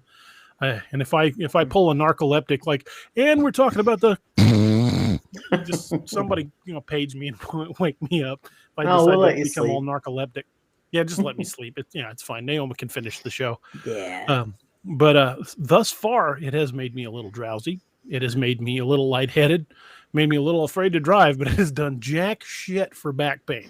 So I'm hoping it gets to that in the next couple of days. They told me it would take about a week to a week and a half before it was fully into my system and the medication would stop causing symptoms like that. So that was going to be right in the middle of the time we were going to be going up there. I literally just changed it. So I'm going to have to postpone that until I'm feeling a little less skeptical about traveling. Wow. DA, I was going to say, I'll meet you out there when you're going to go, but whoa. It's a bit of a 1,400 miles. Yeah, a bit of a haul for you. It's actually farther away from me than you are. Damn. It's the opposite direction if I was going to. No, I mean, it's the opposite direction as I'd go into his house. Yeah, it's only like 3.5 hours from here. Wow. Yeah. Alyssa says, have you ever heard about a dinner plate sized bird or mammal track with a center toe looking like a triangular wedge with two rear spikes like an elk has?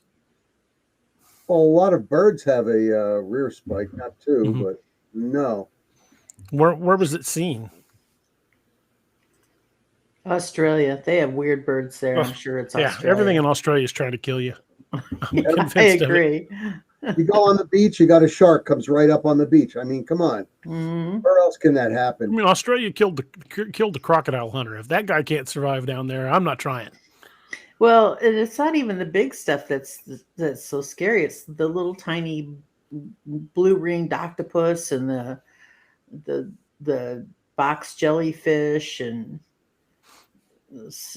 unbearable funnel web spiders. Ugh, and trapdoor spiders. Everything in Australia is poisonous. So, anyway, moving back to Mothman. So, let's talk about some of those other sightings, shall we? Okay. Some of those other places. Where was Sounds the good. next place Mothman was seen after Point Pleasant? I don't know chronologically which one was Well, next. Salem, the one you mentioned, Mhm. where the German Shepherd was taken, that's 90 miles away. That was, that was the next one. That was on the 15th, November 15th. So that was the immediate next one. But all throughout West Virginia, November Mark 1966, II. all the way into 1967, he was seen for a long, long time. And then suddenly, no more sightings for at least the longest time. And then Chicago O'Hare, he was getting sightings over there. Now, I have a theory that it was bats, flocks of bats that have been up there. Hing,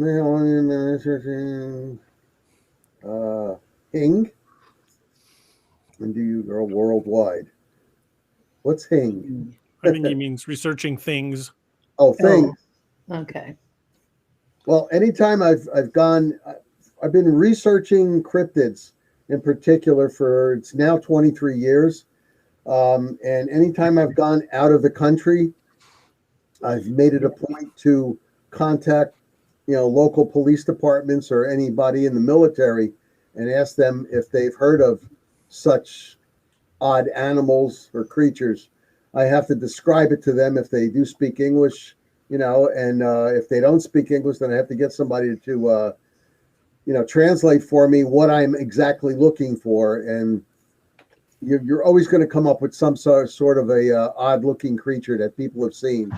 A lot of times, instead of a cryptid, though, they'll tell me about a paranormal experience that they've had, and they're really not too friendly. The paranormal experiences that these people have had, they've come across. So, but yeah, if I do go out of the country, I definitely do look that up. It's the number one thing. Speaking of the paranormal, we are going to be taking a turn for the spooky on Saturday, being our first show in the month of Halloween. We will have James Creechbaum on, who is a paranormal investigator, and he's going to be talking to us about a lot of the strange and bizarre things he's seen throughout his 35 plus years as a paranormal investigator, and going to talk about some of my own paranormal experiences. And he's going to be talking about us when he gets off the show because he's going to think, what did I get myself into? But anyway, so then the Mothman disappeared for how many years? Till the 2000s? Yeah, he disappeared for quite a while. I think he showed up again in 2007. Well, there was the sighting before Chernobyl, which would have been, what, 85, 86? 86, yeah. Okay. And all right, Chernobyl was in April of 86. Mm-hmm. And then we have Japan going to be March of 2011. But in between there, he's been making appearances in Chicago, 2006, 2007. He was seen in the city of Chicago in different areas on top of buildings here and there. I mean, there were dozens and dozens of reports of him showing up in Chicago in 2007 alone. And he was seen at this one church in particular. And I have a theory about it. I went there to check out the area, and what I saw was conglomerations of bats flying around. And I'm not talking about one or two bats. I'm talking about late at night, maybe 50 or 60 bats, and they all stuck together, and they were flying around. Now I don't know. People could think that maybe this was it. It was near the church that I'm speaking about. I don't want to give the church's name out because I don't want people going over there and giving them a problem, but they said at the time that they had a lot of people going over there checking it out, and they had people like camping across the street from the church with their cameras and everything and hanging out. They weren't too happy about that, but that was just bats. But people did report. He had dozens and dozens of reports about it. I'm sort of wondering if that's the same reason why. Now, DA, Naomi, just hear me out on this one and let me know what you think. Because they're seen near O'Hare Airport a lot, what do you have at the airport? Air traffic controllers using radar, right? Correct. I'm wondering whether this is a draw for the bats. I mean, that's my theory, that it's groups of bats flying around there. Radar, maybe it's an attraction? Maybe. I would think that another source of radar would confuse their own. All I know is I'm not flying in or out of Chicago anytime soon. Why? Because of high incidence of spider reports? Yeah. I have no desire to go to Chicago at all. I'll take the train in. I like to take the train up to Chicago. Although I wouldn't mind swinging by, grabbing you and your husband, and you and your husband, and me and my wife, and Cam and his wife going up and getting some Chicago style pizza. That'd be love fun. that. I love that thick pizza. Oh yeah, that's the best. Yeah, that is some good pizza, because we used to have a Chicago pizza restaurant in New Jersey. I mean, they were all over the place, and then suddenly, poof, they're all gone now. I tried to look them up a couple months ago. Really? We had one Chicago style place here in town, and it closed, unfortunately. Yeah, but there you guys go again, starting with the food. This is not fair. Yeah. Ammo Out says, have you all read any of Larry Correa's monster stuff? Yes. Yeah, I love Larry Correa's books, the Monster Hunter International stuff. Larry cracks me up. He's a lot of fun to read. He had one series. It was just 2 books about a fellow who was unusual. He could change the density of his body, and I think it was slated in the 1940s or something. That was an excellent 2-book series. I wish he would have continued it. Jonathan Miller says, who wants a Dogman Scotch Ale? Heck yeah, I would love to try that. I don't know, but I'm getting 3 cans in the mail coming soon. Yeah, I don't even know any place around here that distributes it. I'd have to find some place and have it sent in. As I've looked at all my normal haunts around here where I usually find obscure alcohol, and the last one, the wine center here in town, they hadn't even heard of it. I was just checking to make sure my favorite pizza place in Chicago is still open. It is. Well, Jonathan, get a hold of me at my email address, and we'll make that happen. My email address is daroberts@daroberts.net. Unless you've got me on Facebook, then just shoot me a direct message. So, back to Dogman. Yeah, my favorite subject, and it really is. I could talk all night about Dogman, have on many occasions. But back to Mothman. Yeah, I can easily get distracted to Dogman. I want to do a show just on my theory of what Dogman is, and I'd like to get a couple of you guys involved, and like talk about it before we go on the air, so you know what kind of crazy tantrum I'm going to throw. But I've got and I've been looking over some of the older accounts, and I keep coming back to so many of those accounts started out with the dog man on all fours. Then they heard that cracking sound and it stood up. And that cracking sound is what I'm fixating on. Yeah. I keep coming back to that, and I could be dead wrong, but I have a theory that I think explains that cracking sound. Mm. And we'll get into that at another point. We're talking Dogman tonight. I get off on tangents. No, we're talking Mothman tonight. Mothman, not Dogman. My bad. And Meg Mills, no, a pepperoni pizza beats that any day of the week.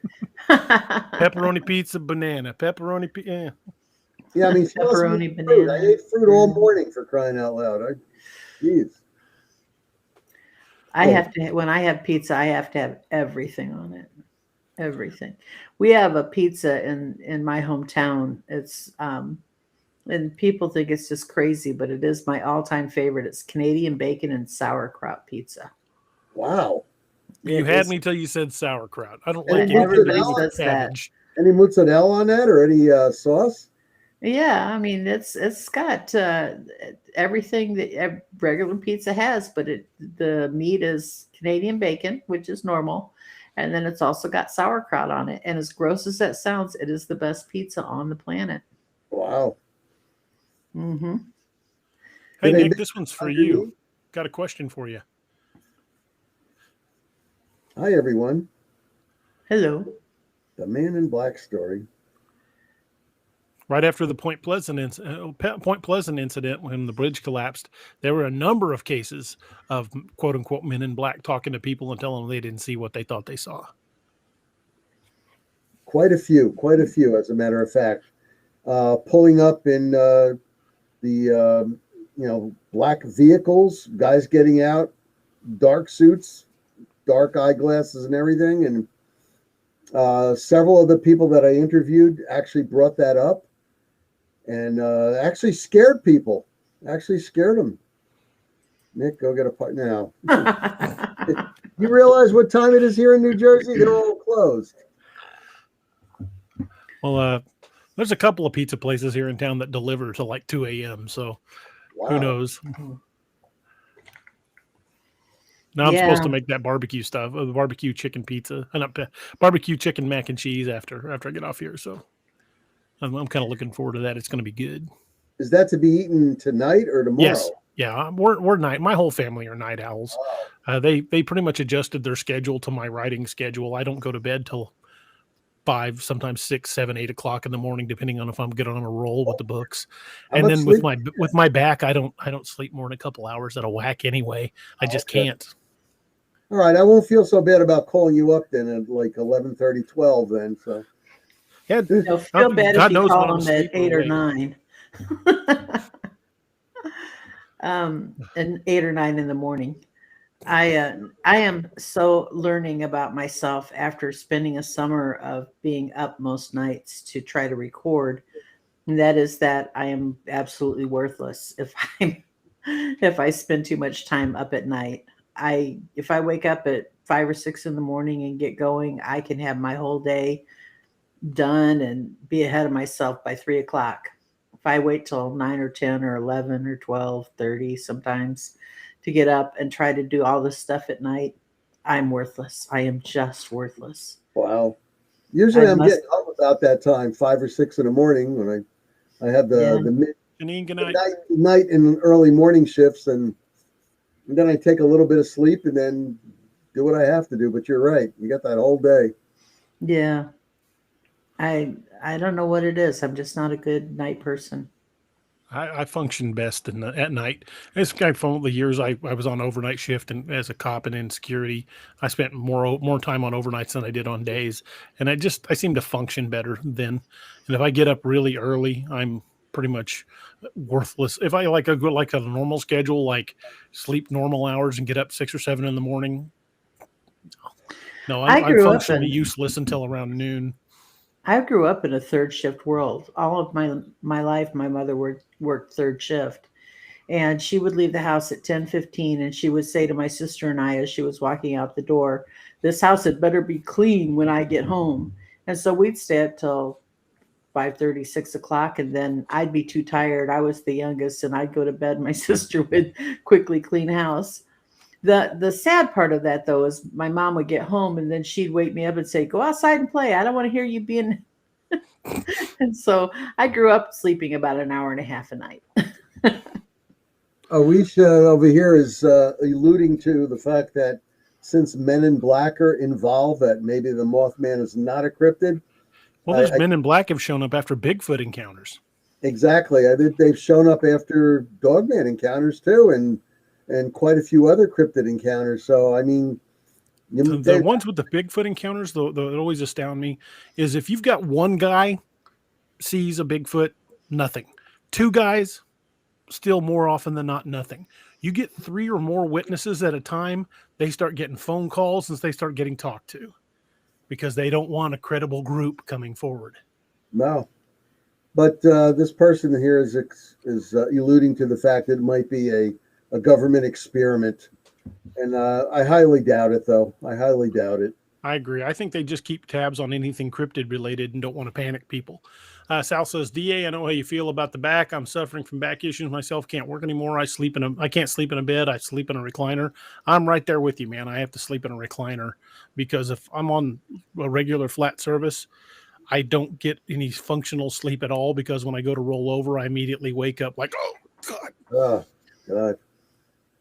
Are we going to start a fast food show? We might. I need to do food reviews once a show. I need to step away. I'm going to get myself something to eat. I'll be back in a couple of minutes. Okie doke. Werewolf 5674 says Dogman Ale is not available in Missouri. I know, I checked. Lenita says I'm a night person. Meg Mills says I love nights, but unfortunately have day work some night. Then I'm happy in my own business. I get you there. Alyssa says, nah, just an alien. Maybe. Nobody knows for sure. I tend to lean toward more something terrestrial. Janine says, good night, everyone. Good night. D, I hope you're feeling better and bummed to not seeing you in Kansas. I'm a big fan. Have read lots of your workbooks. Would love to have you autograph all. We're still going to do the Kansas thing. I'm just going to have to postpone it until the meds are having the desired effect. So look for me up that way, probably sometime later in October. We've still got another trip we're planning, hopefully to LBL sometime in October, but that's kind of conditional on a few other things happening. So yeah, just watch the channel and watch my pages, and we'll be doing some stuff here very soon. Yeah, what are you doing in Kansas? There's a place in Kansas called Stall, Kansas. There's supposed to be a gateway to hell there. In an old well outside a cemetery. We did a show. Yeah, we did a show about gateways to hell a few weeks back, and since that one's so close, I want to go up and check it out. Yeah. I'm still going to do it. I just kind of had to postpone it. How do you spell that? Stole? Stoll.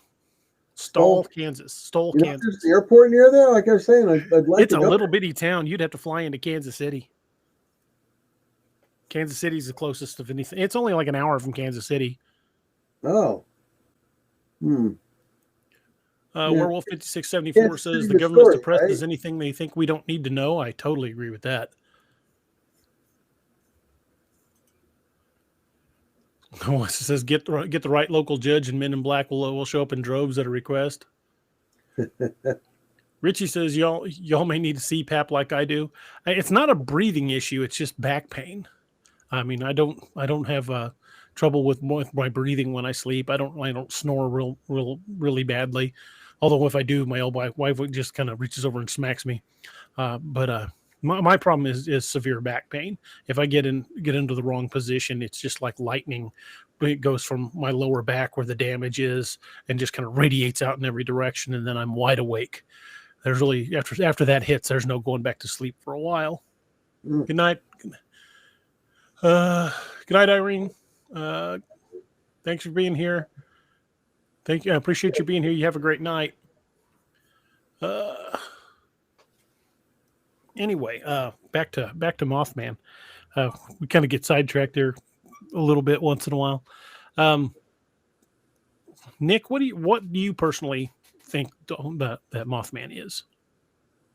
My theory and all the research I've done, and I'm talking about, oh God, nine years total of research on him, and actually traveling out to Point Pleasant, actually traveling to Mississippi and to Florida where they're sandhill cranes. I think it's a sandhill crane. I actually think it's a sandhill crane because they are about 5 feet, 5.5 feet tall. They do have the red around the eyes. Mm-hmm. I mean, at least the ones I have seen pictures of, and I actually saw one in person, and there's different variants of them. And I really think, and they're 10-foot wingspan on a sandhill crane. I would agree that would explain some of the personal sightings, but Yeah. I don't really think that explains this. That's not a crane. That is way too big. Now, the ones that have showed up at places before major disasters, Yeah. I think that's something else entirely. I think a lot of what people are seeing and referring to as Mothman may be that sandhill crane, but I don't think that's what Mothman actually is. I think that explains some of the sightings, though. But that's just my opinion. I don't ever want to be closed-minded about something, but that thing on top of the Silver Bridge could have been something else. Could have been a different type of a creature. Well, it very much looks so. I mean, when you look at that, I mean, the way the wings are folded, if you look in the circle, the way those wings are folded, that to me actually looks more bat-like. And I would agree with Naoma when she said that reminded her more of a gargoyle. That's Batman. Batman.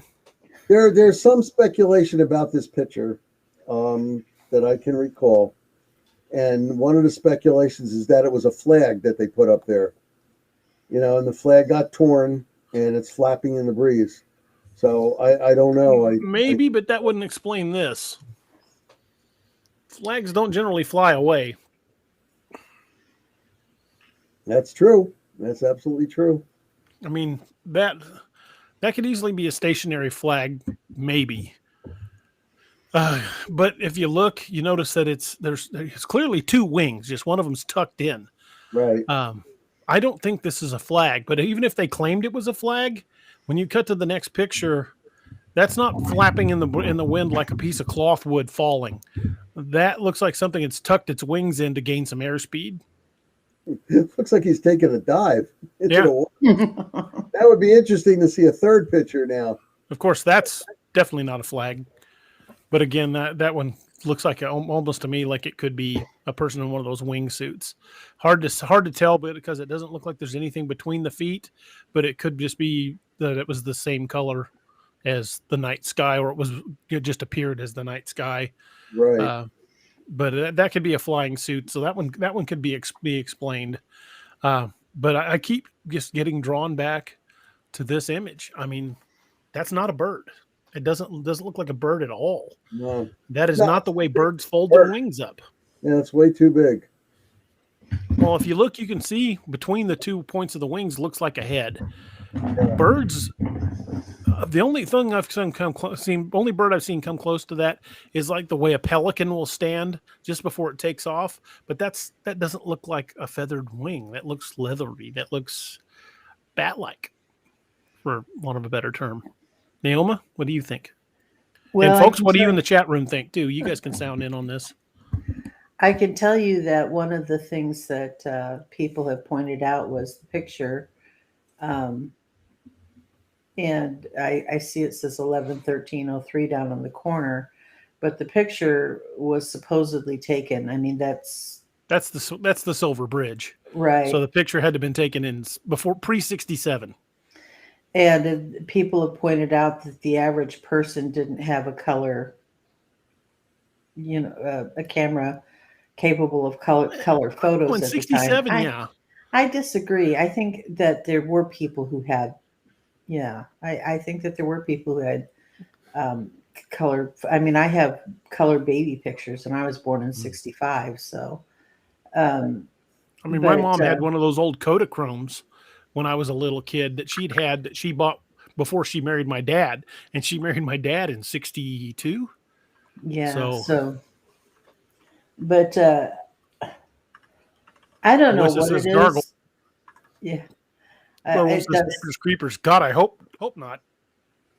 That is why gargoyles fascinate me so much, because I love that movie. I would like to do a show on gargoyles. I think they're pretty fascinating. Martin Napier says that was before everybody had a camera in their pocket.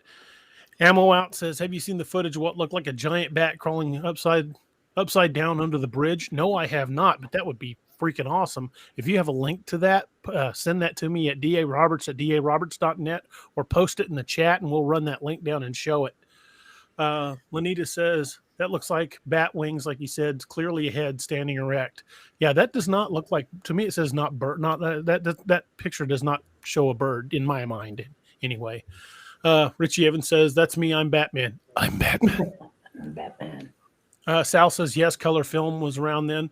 Yeah, the moon landing was in color. So we know they had, had color video footage, and color pictures came long before color video.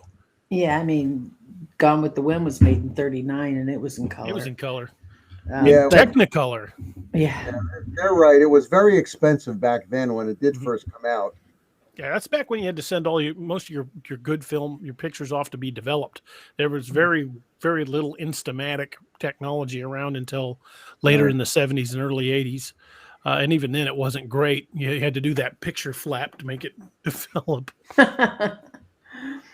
Lindy says, oh, yeah, it looks like Jeepers Creepers. Patty says, it's Superman.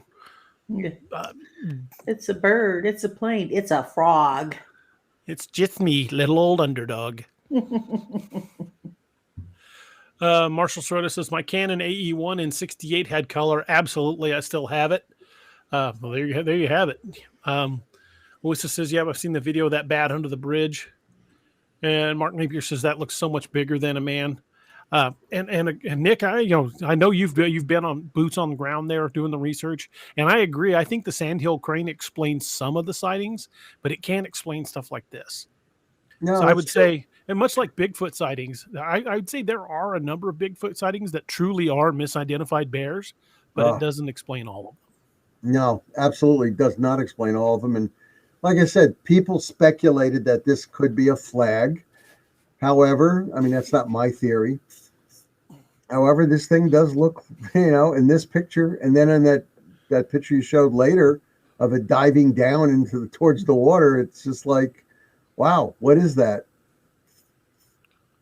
Looks like angels in a graveyard. They're not wrong. And then we, like you said, switch over to this one. And it does, if you've seen bats take off from the roof of a cave, they don't immediately start flapping. They use gravity to build up a little speed and then start flying. They have to get a little bit of speed. And a bat-winged animal or creature or humanoid that big is going to need some air, going to need some lift. So it's probably going to plummet halfway to the water, probably level with the bridge before it starts flapping. The only thing that would be my thought. Kind of question on this picture in particular is the date on it that it shows on that picture. It's like, why would that be there? I mean, well, this one 11/13/03. I think the reason that's on there is because where I found the picture on Google Images was probably the date the circle was added, where they blew up the circle and added that. So that's probably somebody's research photo that they were doing. But like I said, this picture had to have been taken pre-1967. Because this is the Silver Bridge and it collapsed in December of 67. Look at the architecture of that bridge. I mean, seriously, would you trust that? Look at the bottom. Looks like those bridges over the Mississippi and the Ohio. It does. What's that video of my LBL at the very end? Those bridges scare the crap out of me. I would definitely. Dogman didn't faze me. Crossed the bridge, crapped my pants. Yeah, Dogman's not going to plummet me in a minivan into the Mississippi. Depends on if he's chasing me. I mean, I might take a wrong turn in my panic. I don't know. Then there's a very real possibility.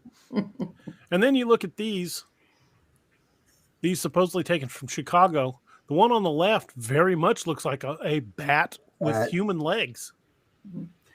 It almost looks like a reverse bats, signal. Yeah, like Batman's symbol, only with legs added. So this one perfectly silhouetted against the moon. Probably fake. I don't know. It's a 1 in a million shot you get a picture of it at all.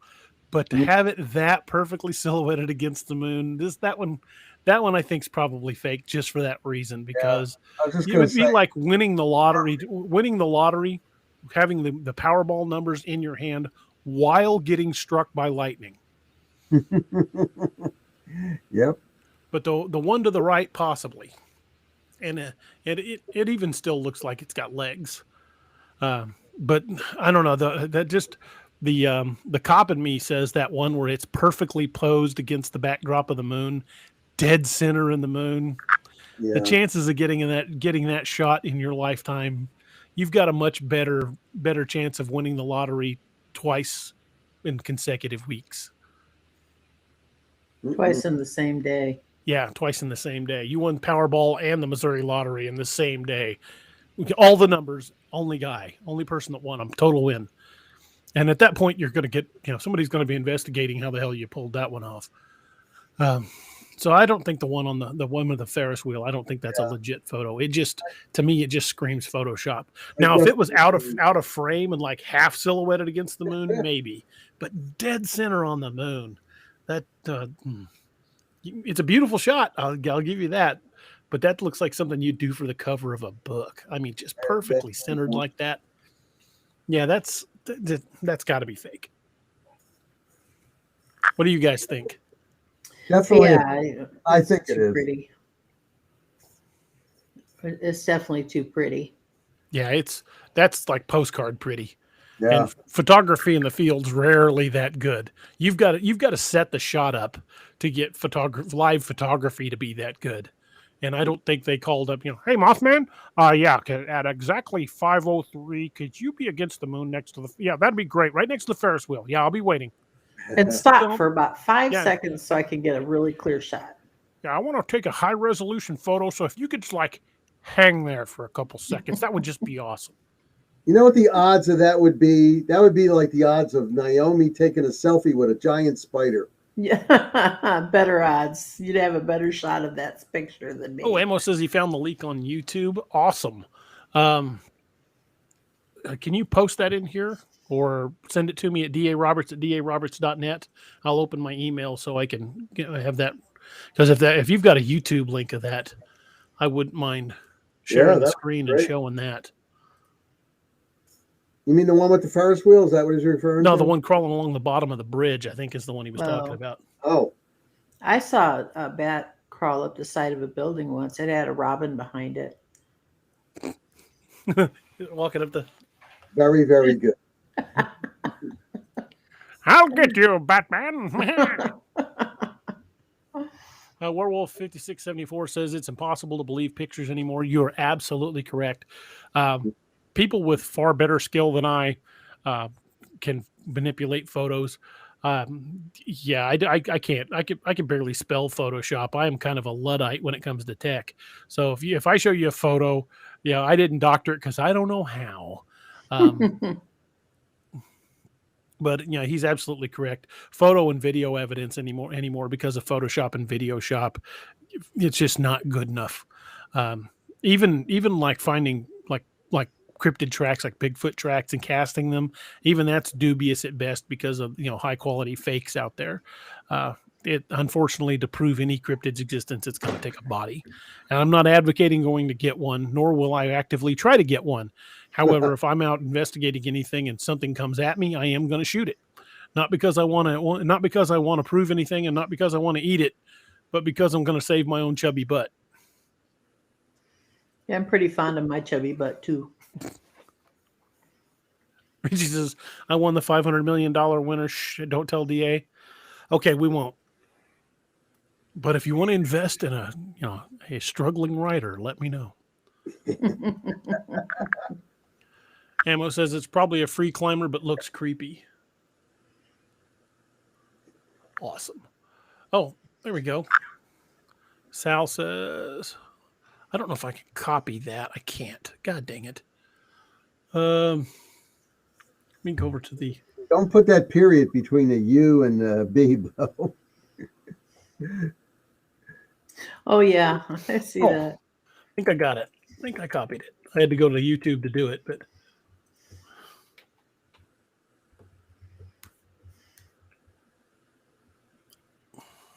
That was not it. I copied the That's wrong 'cause- address. You mean you have to put the period there? No way. Let's see.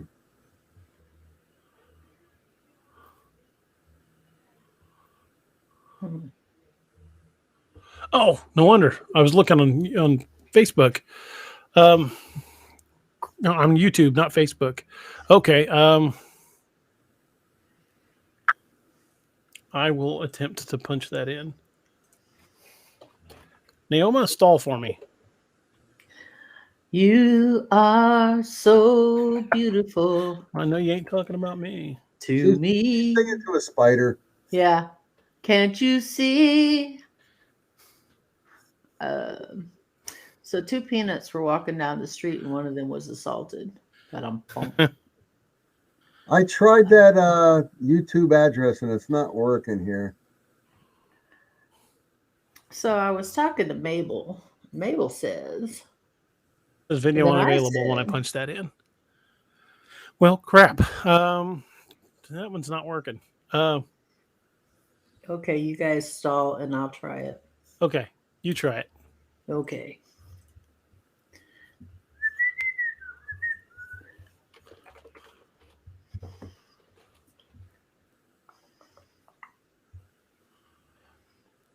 Oh, okay. I've got it. Oh, sure. You didn't give me a chance to try. All right, let me share the screen.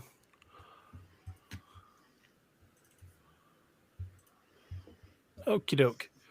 Let's see if I can make this any bigger. Got some cars here. Okay, let me hit play. It's about a minute long. I'll see if I can get to the part. Oh, it's almost there. Enlarge it? That's about as big as I can make it. Oh, okay.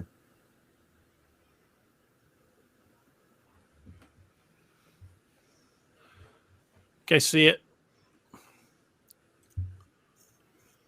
Right there. Cool.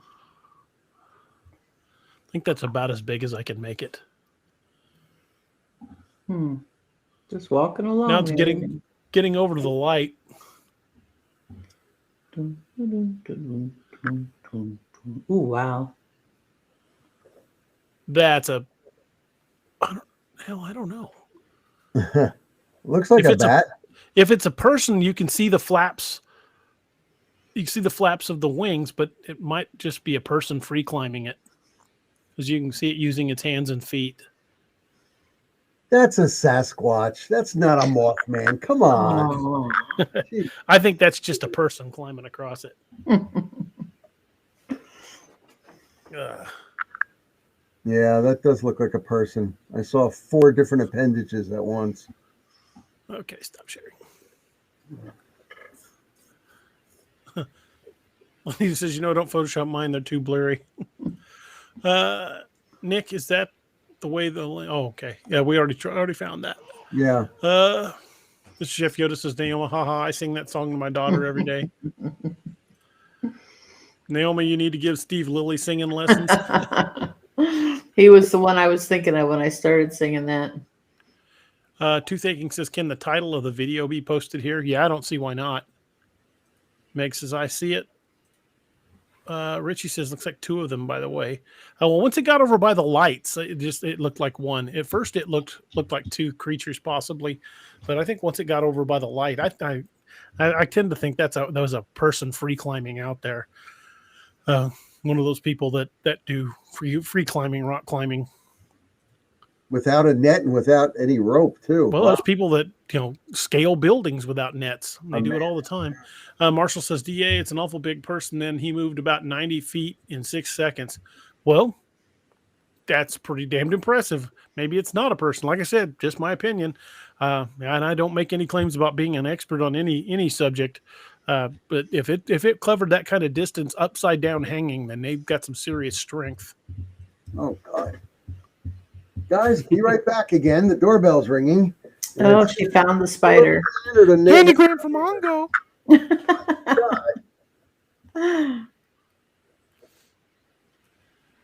So, yeah.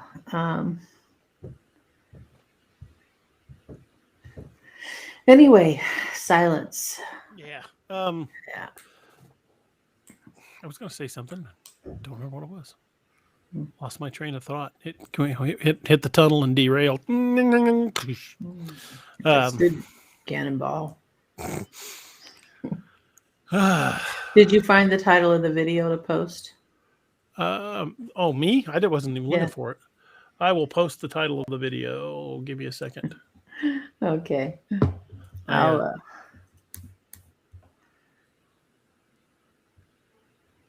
Let me see. Oh, now it's not coming up. It was the first thing that came up in the search before. Now I don't see it. Oh no. What the? Go to your history. How do I do that? In the left column of your YouTube. Oh, okay. Awesome. I learn something new every day. Yeah, it'll be the first one on your history because it was the last thing you watched. That image, that video was shot in Kiev, Ukraine. There's the title of the video. It's Some Creature Creeps Under the Pedestrian Bridge in Kiev. All right. Yeah, I was singing to the Sasquatch at my window, Mark. That's how I draw them in. They're so drawn by my voice. How much is that squatchy in the window? Oh my, yeah. Sorry. They start coming to the window when I sing. I will cut my own throat. The vocal cords are going down. Okay, You're almost welcome, sir.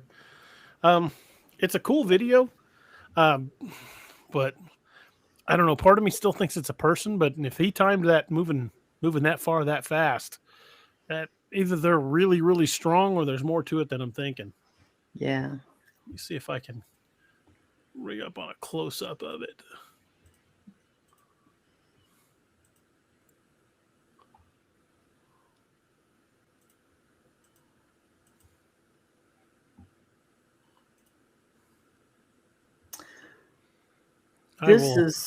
Share the screen again. Here's a subject I'd like to approach sometime. What's that? A shofar. What's a shofar? I know that. I know I should know that, but you will. As soon as I tell you, you'll go, "Oh yeah, it's the horn that blew down the Jericho, the walls of Jericho." I knew you'd do that. And not with the hat on though. I'm not damaging my hat. Tim Coonbo Baker has been experimenting with bringing in Sasquatch with it, and assuming he uses the right one, it's got to be made from the African elk or whatever, not the goat. He seems to be having a great deal of success with it, and I would love to. I would love to get Coonbo on the show. Yeah, I would, but I don't. I got no contact with the guy. I've sent him a friend request, and he never accepted it. And yeah, I sent him a couple messages, and I don't know that he ever saw them. Yeah. I don't think he spends much time on Facebook, though. Yeah. I did send a message, direct message to, what's his name? Bear? No. David Paulides. Have not heard back. Yeah. Maybe he's missing. Maybe. Yeah. Naomi, definitely the harbinger of doom. My neighbors, that was my neighbor again. They found the nest and had all these little tiny white cotton ball looking things in there, full of baby spiders. Had to get rid of it all. Threw it in their trash can, and now they want to torch it.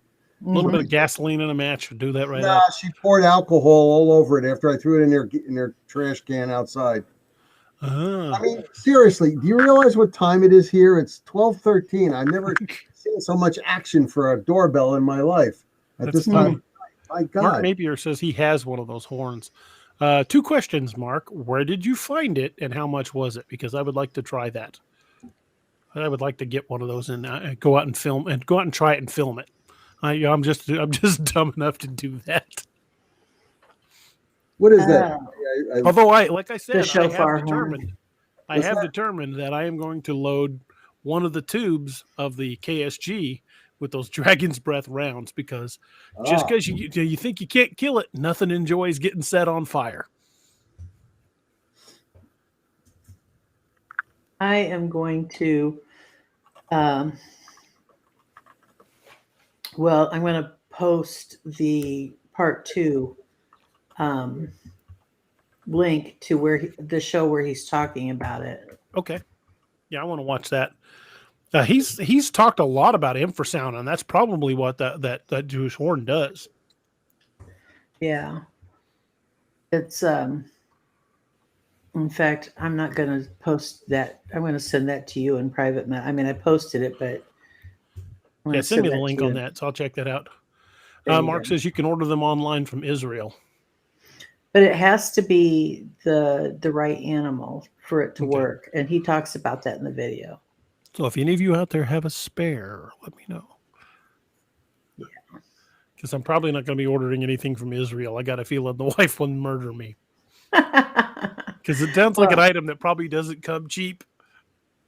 No, I think that the one that he got, he wound up finding purely by accident in a secondhand store, and got for really cheap. And for really cheap, I mean a couple $100, $300, something like that. But it sells for about 5 or 10 times that. So ammo out says stagger with slugs. Are you familiar with the Winchester Supreme Elite 12 gauge Magnum rounds? I wrote about them in one of the books. If you haven't read the Ragnarok Rising series, check that out. When that's ammo, it's a buck and ball. It's a 1 ounce rifled slug with buckshot behind it, and that's what I'd stagger it with. I've got a box of that in the gun safe anyway. Because nothing likes getting set on fire than hit with a slug. Guarantee I'll get his attention if nothing else. Yeah. Sal says it has to be a ram's horn. It was used for Jewish religious purposes. Mark Napier says I have a ram's horn and a Yemenite type. I wonder if like a bighorn ram, like from here in the States, like a bighorn ram horn would work. I wonder if it'd resonate the same. He's tried. He had somebody who had the other type, and he tried it, and it didn't. It wasn't. He didn't think it was nearly as successful. You'll have to watch the. Why do you it's think a 2-part. I don't know, but I do know that it's a 2-part episode, and I sent you the second part because that's where he goes into detail. But you could certainly watch episode 100 of that too, which I'm sure he talks about it a little bit. Of course, I think anytime Tim Baker is being interviewed is interesting. Tim's a good source of information. Very knowledgeable.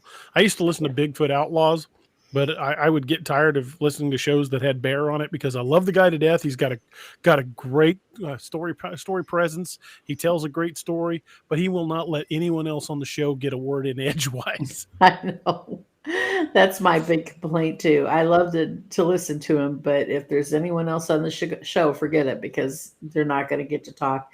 And Tim spent a lot of time. Of course, they're not friends anymore, but Tim spent a lot of time starting a sentence and then going, yeah, and then trying to restart the sentence and then going, yeah. And I would think, please just let him tell the story. My favorite was when Bear would go, do you remember when this, and this happened? When we did this and all this happened? Yeah, tell them that story. Yeah. Well, you just told all the information. And if they were on video, you'd look at the camera would pan to Tim and he'd be like, yeah, you could just hear it in their voice. They'd be like, yeah, I'll fill in the little details now that you've given away everything big. Yeah. Hey, DA, I just emailed you a site you can go to for those dragon breath shells. Okay. They're about $36 for That's about 5. That's not bad. That's all I need. I mean, it's not like I'm going to start campfires with them, although that would work with wet wood. Yeah, but you want to try one out, so it's like, oh yeah, I'm going to try it out. Try another one and another. Yeah, that gets expensive. I'll just buy fireworks if I want to do that. Bob Foot says, "What's up, y'all? I'm a little late talking about Mothman tonight and kind of getting off on tangents. But we've had quite a bit of good discussion about Mothman and theories about what it is. So glad you could join us, and hope you can make sense of the rest of the conversation because we're kind of bouncing around a little bit. Yeah, I mean spiders and pizza and stuff like that. Keep bringing up spiders. I'll keep bringing Barbecue up pizza. sauce. But Naomi, Spiders covered in barbecue sauce. Naomi, where in LBL you going? Tennessee or Kentucky side or both? I'm headed to the north end this time. It'll be the first time I've been to the north end. All right, Kentucky then. Mm-hmm. Yeah, I'm going up by Grand Rivers. Yep, we got to eat at Cave Pizza while you're there, though. Okay. Really good pizza. I trust you. That is going to make it into the next book. Okay. That's going to be the place that everybody goes. Well, then Mark Nicker says the Yemenite is from an African antelope, but it's still kosher. Meg says, I've been listening to Sasquatch Chronicles. I like his podcast. Yes, I do too. I like Wes Germer a lot. Yeah, Buffett says, I always watch the whole thing to see what I missed. Marshall says, Nick, did you order that pizza yet? I wish. In my dreams. I do have a couple of frozen ones upstairs. DiGiorno, Yeah. It's not delivery, it's DiGiorno. I get DiGiorno confused with Giordano. There's just the name, because Giordano is the best pizza I've ever had outside of, in Chicago. It's the best Chicago pizza. Somebody ought to come out with a frozen Chicago pizza. I mean, I haven't seen one around here anyway. I agree. Yeah. Just take home and bake it yourself. Oh, you don't want to put it in a microwave or a toaster oven. It's got to be baked in the oven. Mm-hmm. I agree. Ammo says you make your own magnesium with magnesium strips cut down. Yeah, I don't have a reloading kit for shotgun though, which is something I probably ought to look at some point in the not so distant future. But at the moment, I can't reload shotgun. My grandfather used to reload his own shotgun. He had what he called special prowler rounds for people that would come sneaking around and messing around the animals. And God knows he may have shot a cryptid or two, but he reloaded his own shotgun shells of anything that got close to the animals. And they were loaded Magnum rounds, 3-inch Magnums with rock salt and bacon fat. That's going to burn, and it's going to leave a lasting impression. Richie Evans says, Bigfoot Pizza, the greatest ever, FYI. Where's Bigfoot Pizza at? I don't know, but honestly, those 2 little Fig Newtons I ate wasn't enough. You guys are killing me. I'm telling you. Killing me. Marshall says they sell Geno's East and Home Run Inn pizza at Costco frozen. Well, we literally just got a Costco. It opened like last month. Wife and I are probably going to get a membership, so I might have to look for that. I do like a good pizza. Geno's East is really good too. Never had it. It's a Chicago mainstay. It's a Chicago type pizza? Geno's East is a restaurant in Chicago. It's a landmark. You can go to. Yeah, it's a landmark. It's like going to Billy Goat's. You ever been to Billy Goat's in Chicago? No. I'm sure you remember the shtick they used to do on Saturday Night Live. Cheeseburger, Pepsi. Cheeseburger. I would like a hamburger. Cheeseburger. You said the shtick they used to do on Saturday Night Live after saying something with goat, and I was thinking of Jim Brewer. I love Jim Brewer. Jim Brewer's hilarious. He does the best AC/DC doing the hokey pokey you've ever heard in your life. Yeah, it's hilarious. He's so funny. Well, gentlemen, fixing to call it a night. My sell-by date is about to expire. Well, it's only 12:22 over here. Yeah, I know, but I think I might have a date with that frozen pizza after I get off of here. I don't have a frozen pizza in my I've got homemade vegetable soup I could warm up. Oh well. I use rubber buckshot for that and a pump, free range chickens. Makes them a little chewy though, don't you think? Yeah. Pre-tenderized. Spam, no. I I grew up don't like having spam. Mystery meat, definitely mystery meat. I grew up having fried spam sandwiches, and there was My mom used to make spam all the yeah, time. it had to be on like whatever the name brand white bread was, and it had to be fried. And I hadn't had one in probably 25 years. And my cousin called me up and said, "You know what I did the other day? I made myself a spam sandwich. I haven't had one of those in years." And I thought, boy, that sounds really good. So I went and bought myself a can of spam and I ate about 3 bites. And I thought, what was I thinking when I was a kid? It My was not my thing. my mother used to make like a macaroni salad with cubes of spam in it, and I never particularly cared for that. I didn't have the heart to tell her, but she made it like every picnic. Um, I'm a firm believer that spam is an acronym. I think it stands for squirrels, pigeons, and mice. I totally agree. Totally agree. Well, I think Nick's wanting to get something to eat, and Naoma's tuckered out and probably wants to get something to eat besides fig Newtons. So we'll start wrapping things up, folks. I want to thank you guys for joining us tonight. You guys are awesome. Nick, thank you for coming on and sharing your wisdom and knowledge about the Mothman. Naoma, thank you for all your research and witty comebacks, the witty repartee. Yeah. My rapier like wit is as sharp as the cutting edge of a bowling ball. Not true. I want to thank you guys for being here tonight, and we appreciate everybody in the chat room tonight. It's always a lively chat. We enjoy the heck out of it. It's a lot of fun. It's like hanging out with friends and cracking jokes and talking about goofy things like spam and the occasional Monty Python reference. And just appreciate you all so much, and I appreciate everybody in the chat room. I appreciate you, Naomi and Nick. Appreciate you guys being here, and I want to thank everybody that's out there, men and women in uniform, the ladies and gentlemen that are working in healthcare throughout all of this, and the people that are keeping us safe. And I just want to say thank you to everybody that's doing that served in uniform, whether that's armed forces, law enforcement, security, EMS, any uniform that you've had to put on to help keep us safe and to protect us. I just want to say thank you to everybody for doing that. And you guys are the real heroes, and I appreciate everybody out there doing that. So y'all in the chat, I hope you guys will join us on Saturday night when we will have our guest, James Creechbaum, who's going to be discussing the paranormal. And we're going to try to get some really, really creepy shows for the month of Halloween. And hope you guys will join us on Saturday night, and we look forward to having you. Nick, thank you for being here. Naoma, thank you for being here. Thank and you guys are amazing, and I hope you have a wonderful night. We're all amazing here. Thank you for joining us tonight on DAX Machina. If you ever have an encounter of your own that you wish to discuss, contact us at daroberts@daroberts.net. You can remain completely anonymous if you wish. Pull your covers up tight and keep a nightlight burning bright. Oh, and did you forget to lock your doors?